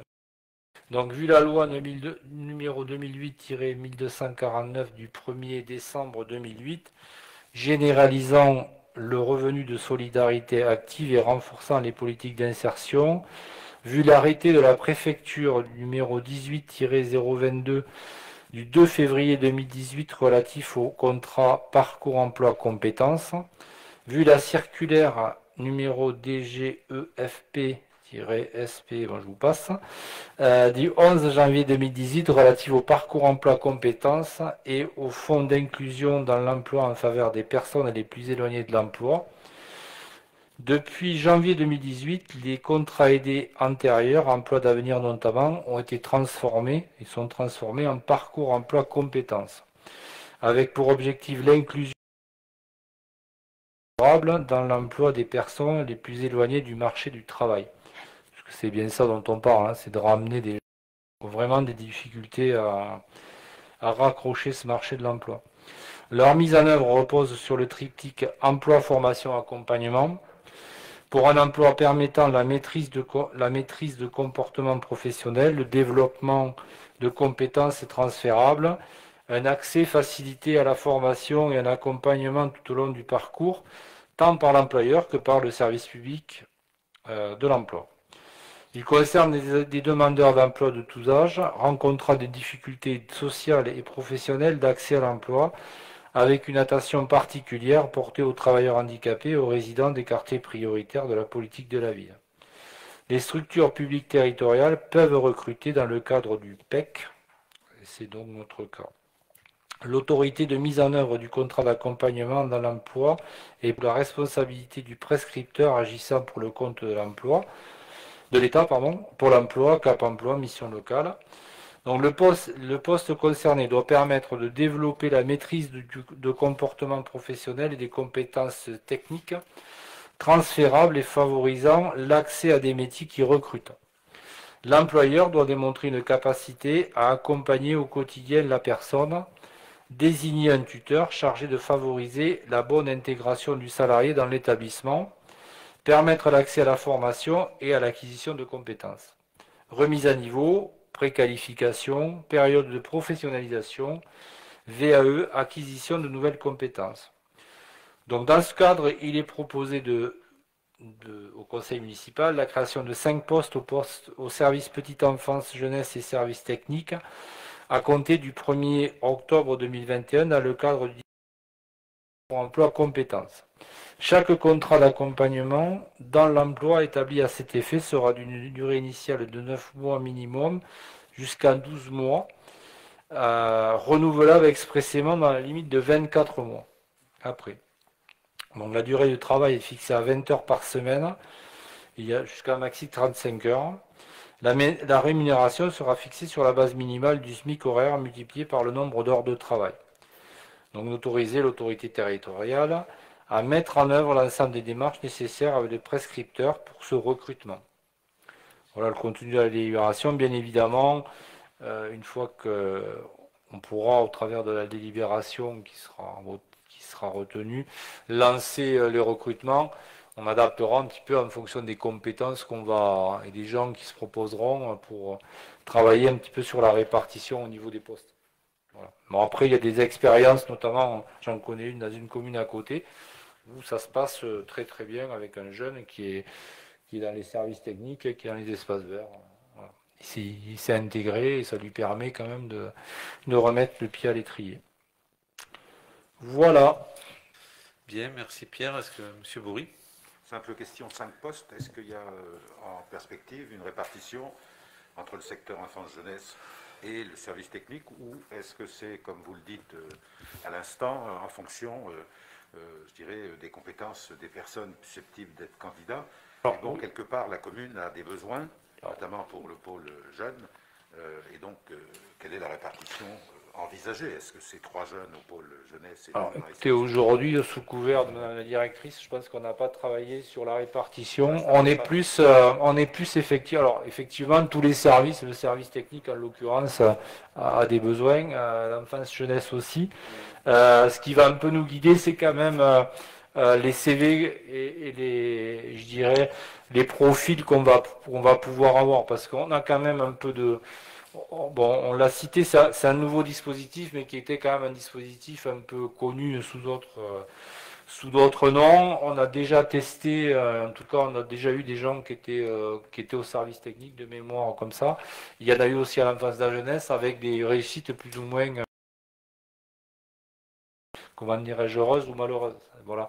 Donc c'est surtout ça qui va, je pense, nous guider. Si on ne trouve personne, c'est parce qu'on ne trouve pas de gens qui sont vraiment adaptés, on passera, on basculera sur la partie enfance-jeunesse. Voilà, je pense. Bon, après, l'objectif, c'est de toute façon de donner les moyens aux services de travailler. Donc si on ne le fait pas au travers on aura une réflexion avec monsieur le maire sur les besoins à mener et sur les dispositifs qu'on peut utiliser, quoi. Enfin, en tout cas, c'est ma position. Bien. Pas de questions. On peut passer au vote. Donc, sur cette délibération 49, qui vote contre ou refus de vote? Qui s'abstient? Pas d'abstention. C'est voté à l'unanimité. Très bien, je vous en remercie. Bon, M. Bertorello a fini sa série. Et on passe à Mme Joyeux, Sur l'avis sur le projet de traitement technique des métaux ICPE, régularisation d'un bâtiment sur la commune de Gratentour. J'insiste bien, c'est une régularisation parce que cette société existe déjà. Et je pense qu'on nous demande maintenant de délibérer suite à des derniers changements. Alors, on délibère sur cette société, car cette société a acheté une machine pour être en conformité avec les traitements qu'elle réalise. Et lorsqu'elle a acheté la machine, elle aurait dû remplir un document pour le signaler à la DREAL, qui est la Direction régionale de l'environnement et de l'aménagement et du logement. Et cette pièce, ce document n'avait pas été rempli. Alors, lors du contrôle, la DREAL a demandé à ce que cette société se mette en conformité. Voilà, uniquement pour l'achat d'une machine, mais c'est ainsi. Voilà. Donc, vu l'arrêté préfectoral en date du 21 juillet 2021 portant ouverture d'une consultation du public sur la demande d'enregistrement, entendu l'exposé de M. le maire après en avoir délibéré, vu la demande de la société Traitement technique des métaux, qui sollicite une autorisation au titre de la réglementation des ICPE dans le cadre de la régularisation d'un bâtiment situé sur la commune de Gratentour. Conformément aux dispositions de l'article R512-46-11 du Code de l'environnement, le conseil municipal de la commune qui souhaitait dans un rayon d'1 kilomètre autour du périmètre d'installation est appelé à formuler un avis sur le dossier dès sa réception. La société Traitement technique des métaux est implantée dans la ZAC de la Gravette sur la commune de Gratentour. Elle a pour activité principale le traitement anticorrosion sur des pièces en aluminium pour l'automobile, l'aéronautique, le médical, entre autres, il y en a d'autres. Le bâtiment est composé d'un bureau avec un laboratoire et d'un atelier. Aucune activité n'est réalisée en extérieur et cette entreprise emploie 3 personnes. Cette entreprise est déjà en place et fonctionne dans les mêmes conditions que celles sollicitées par l'autorisation. Et la demande d'autorisation est en fait une régularisation administrative suite à la demande de la DREAL. Je pense que la phrase est en double. Voilà, après en avoir délibéré, le conseil municipal décide. Oui, alors monsieur Combe. Oui, c'est pas un site classé. Si, Si. absolument. D'accord, ok. Donc, c'est la première C'est question. pour ça qu'ils sont contrôlés C'est pour par ça la que DREAL. Voilà, c'est pour ça que je pose la question. La deuxième, est-ce qu'éventuellement, pour traiter l'aluminium et tout, est-ce qu'elle rejette de l'eau éventuellement? Ah, ça alors là, je ne pourrais pas te Parce qu'il répondre, faudrait savoir mais je où vais me c'est renseigner. Il faudrait qu'on sache exactement si elle doit rejeter de l'eau et où elle le rejette éventuellement, quoi. Si elle le traite avant de le rejeter, ce qui serait normal. Mais après, il faudrait savoir éventuellement où c'est qu'elle le rejette. Je vais me voilà. renseigner. De toute d'accord. manière, le dossier est toujours déposé jusqu'au 23 à la mairie de Gratentour. D'accord. Enfin, je vais appeler la direction et regarder. Merci. Alors, rejet de l'eau, hein. Bon, écoutez, on en rajoutera, on fera le retour et on le mettra dans le PV, Voilà. selon monsieur Bourri. Pardon. Oui, plus largement, puisque c'est une entreprise qui est déjà installée, qui acquiert une nouvelle machine, d'après ce que j'ai compris, Oui. qui nécessite l'ensemble de ses avis. Mais est-ce que lors de son installation, au regard de son activité, il n'y a pas déjà eu une démarche de validation ou d'avis donnée, que ce soit par la commune de Gratentour ou de Bruguière, lorsqu'elle s'est installée? On n'a pas eu de démarche de cette nature. C'est peut-être là qu'on pourrait avoir des éléments sur d'éventuels rejets Tout à fait. Ça, je de ne sais pas. produits ou d'eau. Non, je pense que, pas que je sache, on peut se Non. tromper, mais je pense que voilà, cette société régularise, Ouais. parce qu'elle a acheté cette machine, donc on s'est aperçu qu'il n'y avait pas les autorisations. Voilà, donc pour nous, on le découvre, on met un avis favorable ou pas, mais au moins ça permet de continuer à travailler. Et après, on va se renseigner un peu sur les questions qui ont été posées ce soir. Voilà, donc on va faire ça. On va vérifier, il n'y a pas de souci. Bien, écoutez, je vous propose quand même de le voter. Qui vote contre? Des abstentions? C'est voté à l'unanimité et je vous en remercie. Et on passe au point suivant, monsieur Coste. Rénovation de l'éclairage public des appareils type boule. C'est la première tranche. On va avoir un petit peu de SDEG, c'est ça, hein? Oui, tout Voilà. à fait. Merci. Donc avant de lire la délibération, je vous rappelle que nous avons jusqu'en 2025 donc, pour éradiquer tous les appareils du type boule sur la commune. Donc nous avons demandé au SDEG de nous faire une étude et suite à cette étude, nous allons faire ça en 3 tranches, donc 22, 23 et 24. Voilà, donc nous avons commencé, ces travaux seront faits à partir du mois de janvier et nous avons ciblé trois sites donc, pour faire ces travaux. Donc je vous lis la délibération. Vu la demande de la commune en date du 1er juin 2021 auprès du SDEG concernant la rénovation de l'éclairage public des appareils type boule, considérant que suite à cette demande, le SDEG a réalisé l'avant-projet sommaire pour une première tranche correspondant aux travaux 1AT 71 suivants. Alors pour la rue des Alizés, c'est la rénovation du coffret de commande d'éclairage public existant issu du poste P13 Rose des Vents. C'est la dépose de 16 ensembles d'éclairage public vétustes, alors les lampes numéro 924 à 939. La fourniture et pose de 16 ensembles d'éclairage public composés chacun d'un mât cylindro-conique de 5 mètres de hauteur en acier thermolaqué et supportant un appareil du type routier équipé d'une lampe 32 watts en LED avec abaissement de puissance. Reprise sur le réseau existant. Pour l'allée de Xeraco, rénovation du coffret de commande d'éclairage public existant issu du poste P51, le parc du château. Dépose de 19 ensembles d'éclairage public vétustes, lampe numéro 1038 à 1058. Fourniture et pose de 19 ensembles d'éclairage public composés chacun d'un mât cylindro-conique de 5 mètres 50 de hauteur. C'est pas 55 mètres, c'est 5 mètres 50. En acier thermolaqué et supportant un éclairage public de type routier équipé d'une lampe 32 watts LED avec abaissement de puissance. Reprise sur le réseau existant. Et pour la rue du Lac, rénovation du coffret de commande d'éclairage public existant issu du poste P53 Le Parc. Dépose de 11 ensembles d'éclairage public vétustes, lampes 1091 à 1107 et 1144. Fourniture et poste de 11 ensembles d'éclairage public composés chacun d'un mât cylindro-conique de 5 mètres de hauteur en acier thermolaqué et supportant un appareil éclairage public de type routier équipé d'une lampe 32 watts LED avec abaissement de puissance et reprise pareil sur le réseau existant. Les technologies les plus avancées en matière de performance énergétique sont en œuvre et permettront une économie sur la consommation annuelle d'énergie électrique d'environ 77%, soit 2 461 € par an.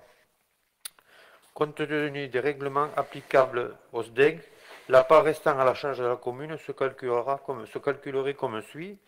La TVA récupérée par le SDEC, 12 584 €. Ah, pardon, 12 884 €. La part du SDEG, 52 360 €. Et la part restant à la charge de la commune, une estimation à 16 908 €. Pour un total de 82 152 €. Considérant qu'il est nécessaire que le conseil municipal s'engage sur la participation financière de la commune pour que le SDEC finalise l'étude et le plan d'exécution, après en avoir délibéré, le conseil municipal décide.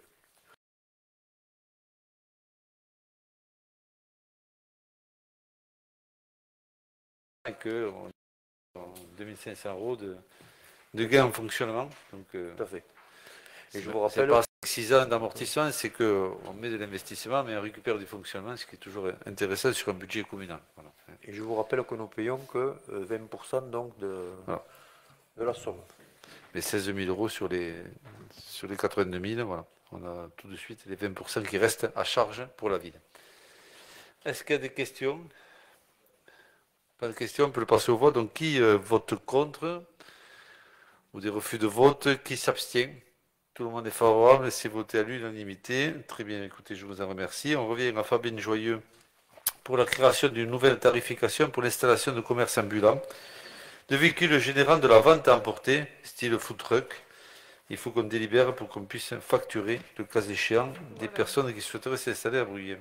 Nous avons un food truck qui souhaite s'installer à Bruguière, qui a déjà fait un essai qui est en zone euro nord, du côté du Tripostal. Voilà, c'est une personne qui s'est installée. Elle avait tenté 3 jours, je crois que c'est des repas portugais, quelque chose comme ça. Donc finalement, elle adhère, elle souhaite rester. Et pour ce faire, je me suis aperçue que nous n'avions pas précisé, nous n'avions pas pris le tarif pour le food truck. C'est pour ça que je vous propose ce soir de rajouter sur les tarifs que nous avions, commerçants ambulants, véhicules générant de la vente à emporter, que ce soit des food trucks. Donc sur la base de loisirs, le tarif est arrêté comme il l'était pour les autres à 1,50 € le mètre carré la journée entière ou commencer. Par contre, en dehors de la base et partout sur la commune, puisqu'on n'avait pas prévu la zone industrielle et des personnes m'ont approché pour la place de Xeraco. Voilà. Donc ça sera 1 €, pareil, journée entière ou entamée, puisque ce sont des personnes qui viennent aux heures des repas surtout. Voilà. Non, il fallait le rajouter. C'était déjà les tarifs qui étaient arrêtés, mais on n'avait pas précisé le food obligé pour pouvoir les facturer. Voilà, en comptabilité. Très bien. Allez, on va passer aux voix. Donc, qui vote contre? Refus de vote. Qui s'abstient? Pas d'abstention. C'est voté à l'unanimité. Très bien. Écoutez, je vous en remercie. La 53, c'est Marie-Jo Allen qui va vous présenter la mise en place d'une opération de partenariat J'aime le Bascala. Bien, donc ceci, c'est une convention qui est annexée à la présente délibération que vous avez dû lire. Considérant la volonté de la municipalité de proposer une possibilité de partenariat supplémentaire aux commerçants locaux, leur permettant d'accroître leur visibilité sur le territoire. Il est ainsi proposé au conseil municipal de mettre en place une opération intitulée J'aime le Bascala, qui permettrait à chaque titulaire d'un billet de spectacle du Bascala de bénéficier d'une promotion chez l'un des commerçants partenaires. L'ensemble des modalités est arrêté par convention jointe à la présente délibération. Voilà, donc sachant que cette opération, chaque partenaire commerçant reste libre de choisir la valeur et le type de l'avantage qu'il souhaite offrir. Voilà, et ça permettra donc à chaque commerçant une visibilité supplémentaire à avoir. Voilà. Il y a des questions sur ce sujet? Écoutez, s'il n'y a pas de questions, on va en terminer donc, avec les délibérations. Donc, qui vote contre? Est-ce qu'il y a des refus de vote? Est-ce qu'il y a des abstentions? Toujours pas d'abstention. Écoutez, c'est voté à l'unanimité.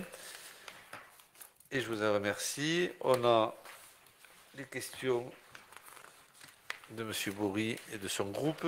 Avant ces questions-là, je voudrais insister sur le fait que nous avons les 10 ans du Bascala. Et donc, aussi le vendredi 1er octobre, nous avons l'inauguration du pôle culturel Nougaro, avec une visite rapide avec bien sûr les élus départementaux, le député, voilà, avec nos élus respectifs. Ensuite, voilà, on dévoilera une plaque et on partira faire les discours, c'est ça Marie-Jo, au Bascala, où nous avons ensuite une pièce de théâtre. Tu vas dire voilà, oui, une pièce. Ben, la dernière fois, je l'avais souligné, mais j'en profite là de faire un appel à bénévolat, à tout le monde pour les contrôles du pass sanitaire. Nous avons besoin de 3 plages. Si nous sommes nombreux, on pourra faire une plage supplémentaire, c'est-à-dire au lieu de faire 2 heures par personne, faire qu'1 heure et demie. Donc, si vous voulez bien avoir la gentillesse de participer à ceci, sachant que quand même déjà la commission culture sera pas mal mobilisée parce qu'il y a en même temps l'exposition et les 10 ans. Voilà. Marie-Jo, c'est pour le vendredi et pour le samedi également? Non, c'est uniquement le samedi. Ah, c'est que le samedi, pas le vendredi? Non, que le samedi, ce sera à partir de 14 h jusqu'à 20 h. Donc, soit on fait 3 plages de 2 heures, mais bon, 2 heures, ça peut être assez long. Et puis bon, ça permettrait à tout le monde de pouvoir quand même profiter des différentes activités qui sont présentées et offertes. Voilà. Donc, si on arrive à avoir pas mal de monde, au lieu de rester 2 heures, on ferait qu'1 heure et demie par plage. Oui, Oui. Mais bon, peut-être je vais essayer de faire un doodle. Comme ça, ce sera peut-être plus simple et les personnes pourront s'inscrire. Voilà. Mais bon, vous pouvez m'appeler, il n'y a pas de problème. Voilà, le mieux, c'est d'avoir Merci. aussi l'assurance, qu'on soit sûr d'avoir le nombre de Ah oui. personnes souhaitées. Donc, Oui. peut-être passer aussi en parallèle. Ok, bon, donc le message est passé. Donc voilà, inauguration. Moi, avant de vous prendre la parole, je voudrais aussi remercier tous ceux qui ont contribué au succès de la fête locale, hein. Je pense on a eu une belle fête. Bon, ça n'a pas été simple parce que la Covid est venue perturber un petit peu, je dirais, le fonctionnement habituel. Mais je pense qu'on peut remercier chaleureusement le comité fête qui a fait face à toutes ces mesures et qui nous a fait quand même une fête de grande qualité. Rien qu'avoir le monde qu'il y avait hier.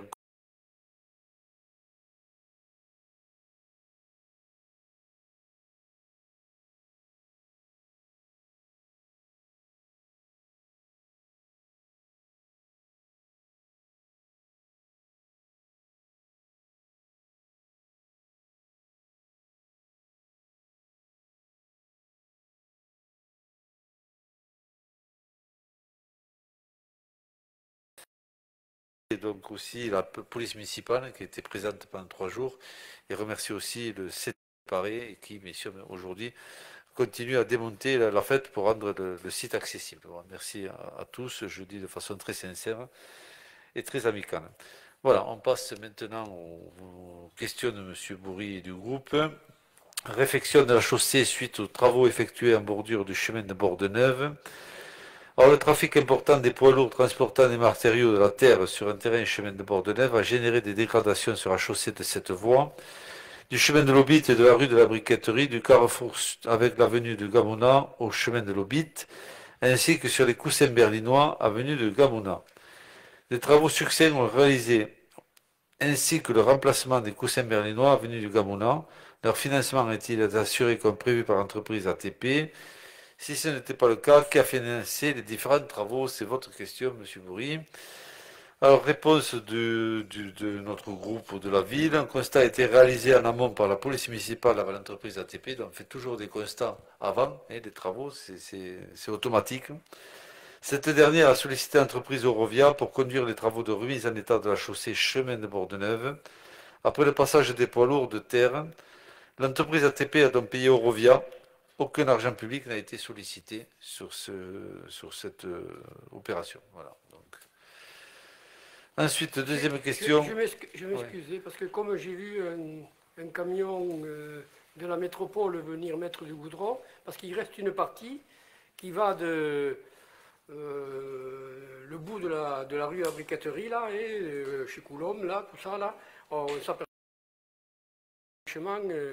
s'ils ont fait par la suite, effectivement, ils ont mis des grandes plaques de goudron, là il s'avère que quand même les bordures sont vraiment inutilisables. Donc je ne sais pas, mais ça aurait été bien quand même qu'on regarde. Et deuxièmement, le poteau qui est à l'angle de la rue du chemin, il est complètement en travers et il n'a jamais été réparé. Le poteau, c'est pas ce qu'il a fait lors du... Le poteau était déjà à travers. Hein. Ah. C'est bien précisé. Cet après-midi, j'ai récupéré les documents. Je peux te les tenir à disposition. Le poteau.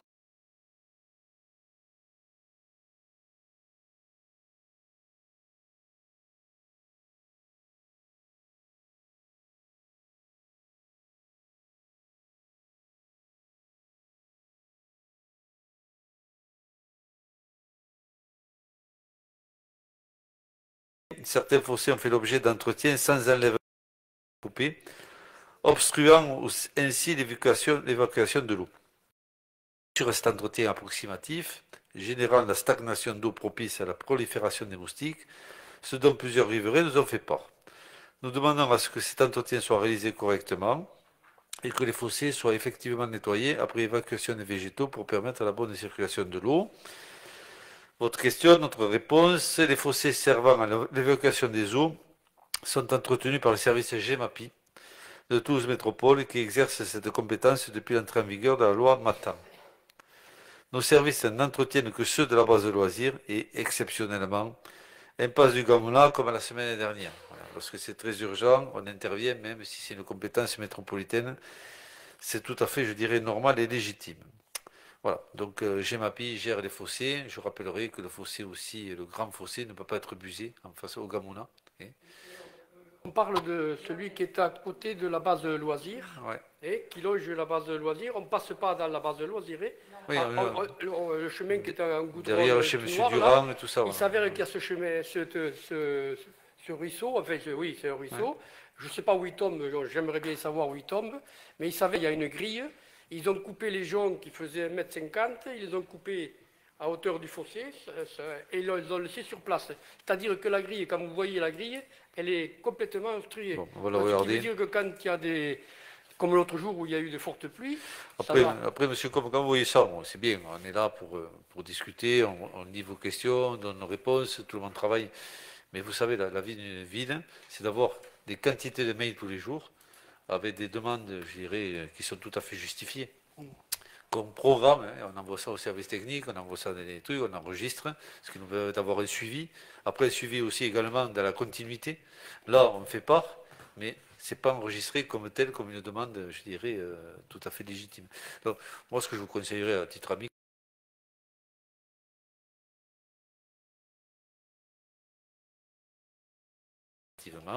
voilà.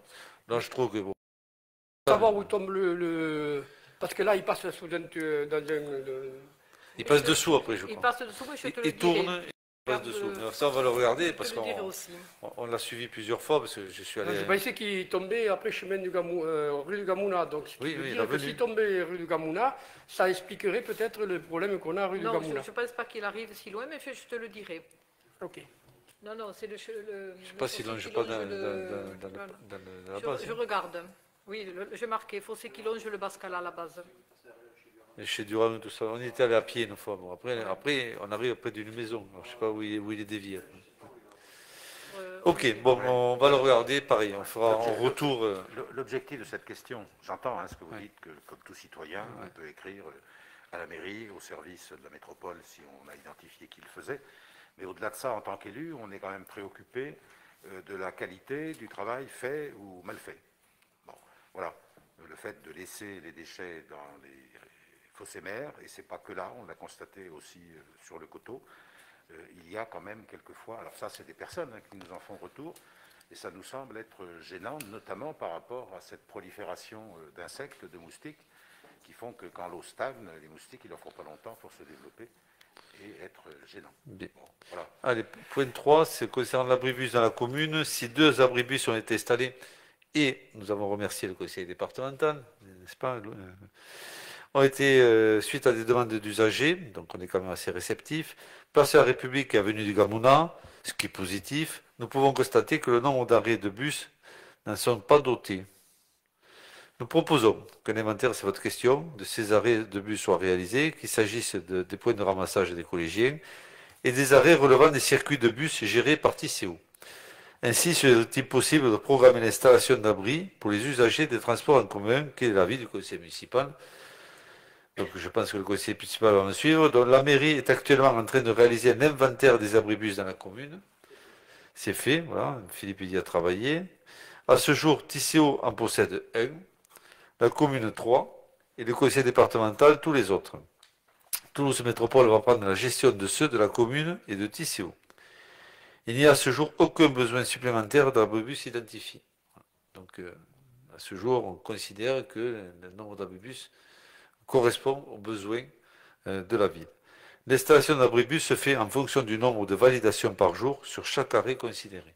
Donc, il y a une validation, on ne fait pas un abribus pour 3 personnes, on le fait parce que un certain nombre de personnes sont obligées de le prendre sans être à l'abri, hein, comme ça a été le cas, je veux dire, sur la place de la République.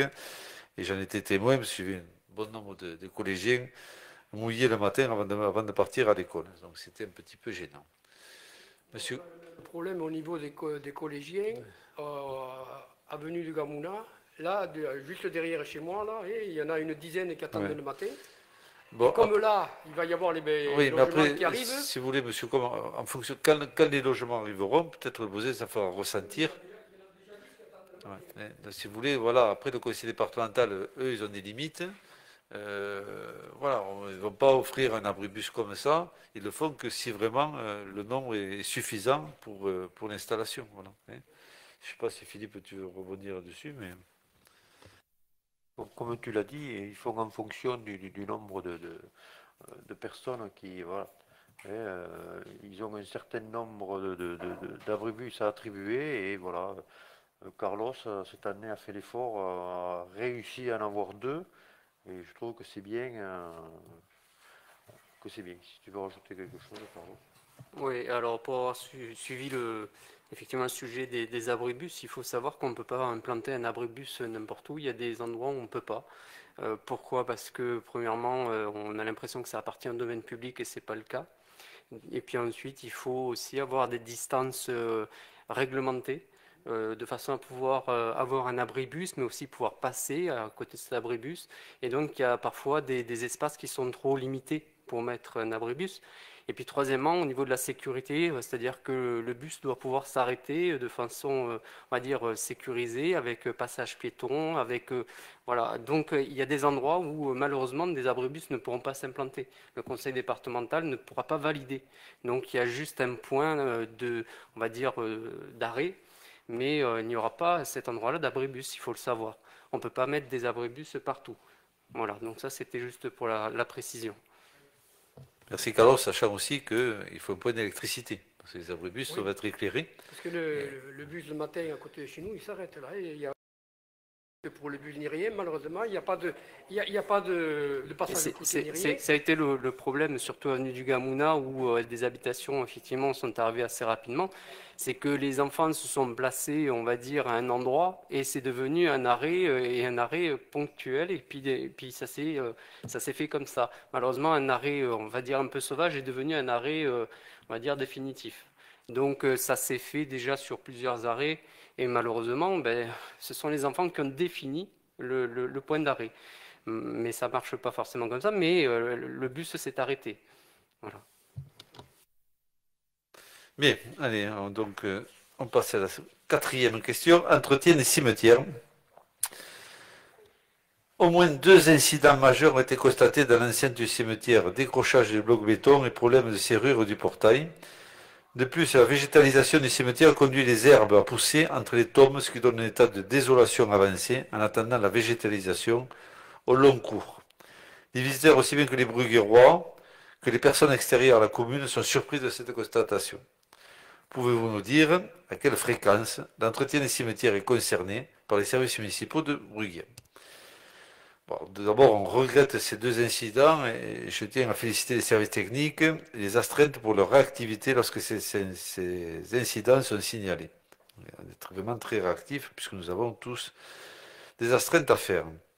Nos agents passent régulièrement au niveau de la végétation, cependant, vous le savez, avec la mise en place du zéro phyto, y compris dans les cimetières, l'entretien est plus difficile. Donc il va de soi qu'on ne peut plus désherber au Roundup comme on faisait il y a encore quelques nombres d'années, ce qui est une bonne chose également, de ne plus le faire.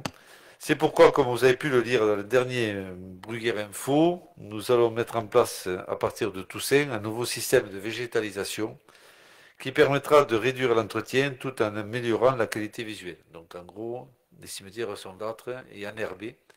Voilà, le temps bien sûr de planter, de faire toutes les plantations, et que bien sûr le temps que l'herbe pousse, et après bien sûr il y aura moins d'entretien, et il y a surtout un meilleur visuel. Voilà. Donc, après, pour répondre à la question, avant d'avoir cette volonté d'améliorer les cimetières, on y passait régulièrement, surtout on y passait avant la Toussaint, et avant des périodes, je dirais, où les cimetières sont plus ou moins fréquentés, et parfois uniquement à la Toussaint. Là, bien sûr, il y avait un gros travail de nos services techniques. Après, c'est sûr qu'on fait de notre mieux.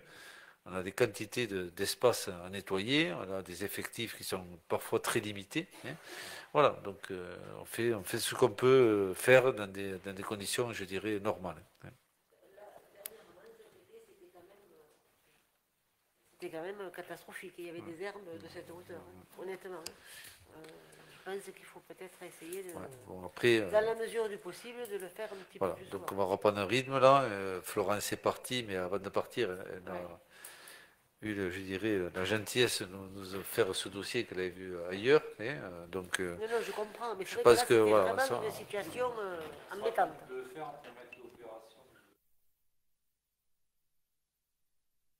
donc ça c'était la réponse, je ne sais pas si elle vous convient. Projet cargo, l'avis favorable de la majorité municipale a été assorti de réserves. Selon l'article publié dans le dernier Bruguière Info, nous vous demandons de faire un état précis de ces réserves ou de les rappeler. Ces réserves étant liées à l'avis favorable de la commune, alors je vous renvoie à la délibération, et ces réserves sont inscrites en délibération votée lors du précédent conseil municipal, dont je vous invite à la relire, on ne va pas reprendre les termes. On a émis les réserves concernant tout ce qui était accès ou autre. Donc c'est écrit dans la délibération.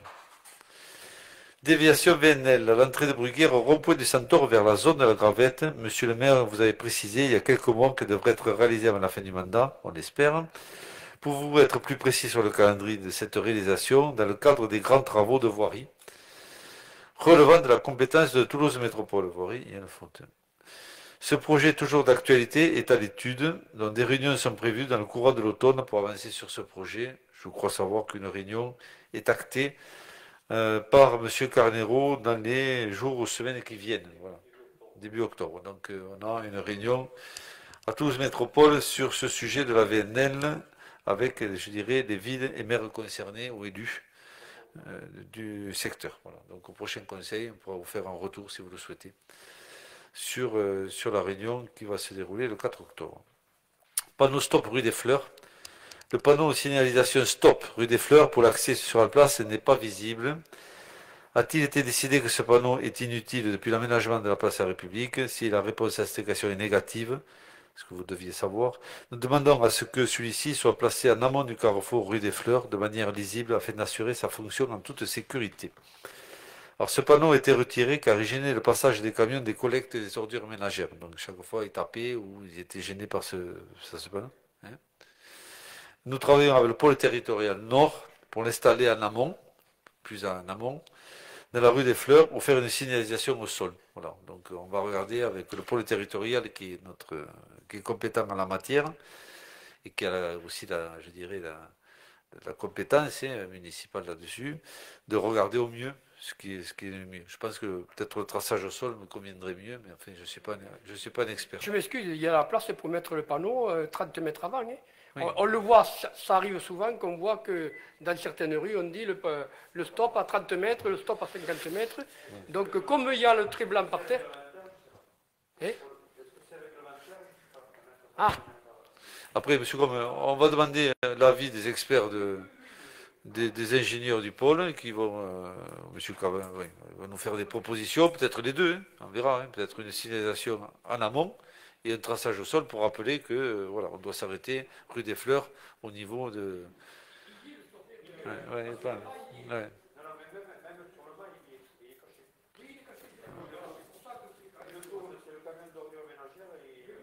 Il le tape, oui. Bon, c'est en cours, c'est à l'étude. Je pense que d'ici quelques jours ou semaines, on aura réglé ce problème évoqué. Inondation avenue Gamouna, malgré le récent curage des avaloirs et des conduites d'eau pluviale, et constaté le 15 septembre dernier sur une portion d'environ 500 mètres avenue Gamouna. J'avoue que c'était impressionnant.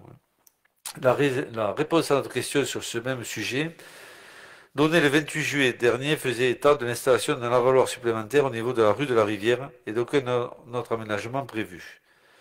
Peut-on se contenter d'un calibrage d'évacuation des eaux de pluie suffisant, sauf en cas de pluie exceptionnelle, ainsi que vous le précisez dans votre réponse lors d'un précédent conseil, où est-il nécessaire de revoir la situation au-delà de l'entretien régulier des avaloirs et des conduites d'eau de pluie, avec des périodes de pluie exceptionnelles de plus en plus fréquentes? La réponse, les pluies comme nous avons connu ce 15 septembre sont d'une intensité exceptionnelle. Voilà, on a des tombées, un peu ce qu'on a vu la veille sur l'autoroute vers Nîmes. Voilà, malheureusement, c'est qualifié, je dirais, d'exceptionnel, mais ça l'est. La gestion du réseau pluvial relève de l'assainissement. C'est un budget indépendant. On n'a plus de budget d'assainissement. Donc c'est la compétence de Toulouse Métropole dont chacun paie une partie de sa facture d'eau. Donc c'est tout à fait, je dirais, transparent. Pour absorber de telles quantités d'eau en si peu de temps, cela nécessiterait un recalibrage sur l'ensemble du réseau, avec un coût prohibitif. Ça veut dire que c'est quasiment impossible de redimensionner des filles 300, 500 sur l'ensemble des réseaux. Et puis on ne peut pas faire que le Gamona. Si on faisait le Gamona, qui serait à mon sens très coûteux pour les de l'assainissement métropolitain, mais en même temps il faudrait que cet assainissement de Gamona débouche sur un autre assainissement qui permettrait d'avoir... Donc il faudrait tout refaire. Donc à mon sens, ça me paraît compliqué de refaire le réseau. Voilà. Ça sera cher. Si vous voulez, sur l'assainissement, par rapport à la facture d'eau que nous payons, une part va sur des travaux sur Bruguière. Donc ces travaux sont programmés avec un plafond. Il y a un plafonnement, je sais pas, 1 million d'euros, je veux dire une bêtise, par an, je ne sais plus combien c'est Philippe. Mais... Ouais. Peu importe, donc on doit faire des travaux dans cette enveloppe-là. Donc, à mon sens, des travaux tels que vous le souhaiteriez, on en rêverait tous, seraient à mon sens trop coûteux et dépasseraient très largement l'enveloppe qui nous est allouée. Voilà. Monsieur Bourri. Oui, au-delà des travaux, moi, ici, c'est l'écoulement d'eau, comment il s'organise dans ces grosses pluies. D'où vient l'eau, où va-t-elle? Parce qu'effectivement, le calibrage est peut-être insuffisant. Refaire un calibrage plus important, c'est très coûteux, c'est évident. Et ça touche l'ensemble du réseau, dans la continuité, jusqu'à l'arrivée finale de l'eau dans les bassins et à l'endroit où ça peut se gérer plus facilement. Mais il n'en demeure pas moins qu'il serait intéressant quand même d'identifier parce que c'est exceptionnel. Quelles sont les causes. Alors on sait que l'urbanisation... que ce soit les routes, les sols ne sont plus imperméables, puisqu'ils sont souvent recouverts de matériaux minéraux. Et donc, à partir de là, ça aide l'eau à circuler ailleurs et à filer là où... Moi, je pense que c'est la violence des orages. Il y a la violence et la durée. Oui, peut-être. Mais ce que je vois aussi, c'est qu'à l'affaire de demi-heure, il n'y avait plus d'eau. Donc, le réseau, il absorbe. Le problème, c'est que c'est trop violent en trop peu de temps. Parce qu'au bout de demi-heure, il n'y a plus rien. C'est signe que notre réseau, il fonctionne, il n'est pas bouché. Donc on n'a pas besoin d'envoyer des produits ou de passer le Karcher. Le réseau, il fonctionne. Après, la violence... sont impactés régulièrement. Voilà. Vous le voyez sur l'autoroute, parce que vous le voyez partout. Voilà, c'est des phénomènes qui sont de plus en plus fréquents. Et j'avoue qu'ils font peur, parce que quand elle a cette violence d'orage, ça fait des dégâts chez nous, mais ça les fait aussi dans les vignes, ça les fait aussi chez certaines personnes, c'est catastrophique. Voilà. On va alerter les personnes de l'assainissement en disant qu'on a subi sur tel et tel secteur des orages. Philippe va s'en charger, il va peut-être vous dire 2 mots là-dessus. Alors, le jour où c'est arrivé, bon, on connaît les points durs. Il y a 3 points durs sur Bruguière, qui malheureusement, ce sont des points bas. Il y a le Gamona, il y a la rue des Sports au niveau du Super U, et il y a l'impasse du Tournesol. Voilà, c'est les 3 points où il y a eu énormément d'eau. Moi, dès que ça s'est arrêté, je suis sorti et on a appelé Eau de Toulouse qui a réagi, puisqu'on s'est retrouvé en même temps au niveau du Tournesol avec les personnes. On a regardé surtout les tampons qui se soulevaient. Et comme a dit monsieur Plantade, en l'espace de demi-heure, tout est redevenu normal. Donc voilà, c'est la violence de l'orage qui a fait que l'eau est montée. Mais après, le réseau fonctionne normalement et le personnel de Eau de Toulouse a vite réagi et a fait le tour pour voir un petit peu tous les dégâts qu'il y avait. Nos hommes aussi sont intervenus puisqu'on les a fait sortir pour voir un petit peu de nettoyer les routes, mais uniquement les 3 points que je vous ai cités ont été touchés. Pourquoi? Parce que bon, c'est des points où l'eau qui arrive du haut de Bruguière, malheureusement, on a des côtes, voilà, où l'eau descend à vive allure, quoi. Et c'est ces points bas qui ont été touchés. Tu parles de Toulouse, mais il faut aussi parler de nos services techniques qui sont intervenus chez des personnes. Voilà, même si pas notre compétence, on a été là, on a fait ce qu'on a pu. Fabienne et bien d'autres ont eu des coups de téléphone, des personnes en désarroi, ce qu'on entend, ce qu'on comprend. Voilà, il y a eu un accompagnement de ce qu'on a pu faire. J'avais de l'eau quand même jusqu'au bas de caisse. Donc voilà, donc on est... Entrer aussi dans des garages, dans des jardins. On a eu plusieurs personnes âgées. J'ai appelé pour savoir si elle avait des motopompes, voilà, des personnes âgées qu'on a rassurées. Ouais. Et le personnel des services techniques se sont rendus chez les personnes pour les apaiser. Il est certain que l'urbanisation qui s'est développée et qui continue à se développer fait que l'eau, elle court. Si vous prenez le tournesol, c'est pas étonnant qu'il y ait de l'eau qui descende du coteau, puisqu'il y a le lotissement Rochefort qui génère un écoulement d'eau et l'eau à travers, elle file au tournesol. C'est pas compliqué. Alors comment on peut éviter cette eau qui court, non pas dans les canalisations seulement, mais sur la route, pour éviter ce genre de choses. Donc techniquement, comment les choses... Techniquement, c'est intéressant de pouvoir faire tout simplement... Si je peux répondre, j'ai eu des personnes dans du tournesol cet après-midi au téléphone. Donc je leur ai demandé de faire un courrier pour appuyer un petit peu, puisqu'on va faire les travaux sur la rue du 8 mai. Je vais voir si on ne peut pas faire un collecteur supplémentaire au niveau du tournesol pour essayer de récupérer. On ne récupérera pas toute l'eau, c'est sûr, hein, surtout avec des violences comme ça. Mais déjà de récupérer un peu plus d'eau qui arrive donc de ces coteaux de Bellevue. Voilà, donc j'espère que ça va marcher. Et Philippe, il faudrait insister parce qu'on va refaire un revêtement des trottoirs, on va faire un petit rond-point. Tout à fait. Donc Gratentour va faire la suite des travaux, puisqu'on s'est mis d'accord. Continuité bien sûr de trottoir jusqu'à Gratentour. Ça serait dommage qu'on puisse pas faire quelque chose au niveau des tournesols, de l'entrée des tournesols. Les travaux commencent la semaine prochaine. J'ai essayé d'appuyer, d'insister pour avoir quelque chose. À la limite, nous faire un courrier également au niveau du conseil municipal pour profiter de ça au pôle. Hein. Voilà, j'ai répondu à vos questions. Écoutez, on a fini avec le conseil municipal. Je vous souhaite à tous et à toutes une bonne soirée et un bon appétit.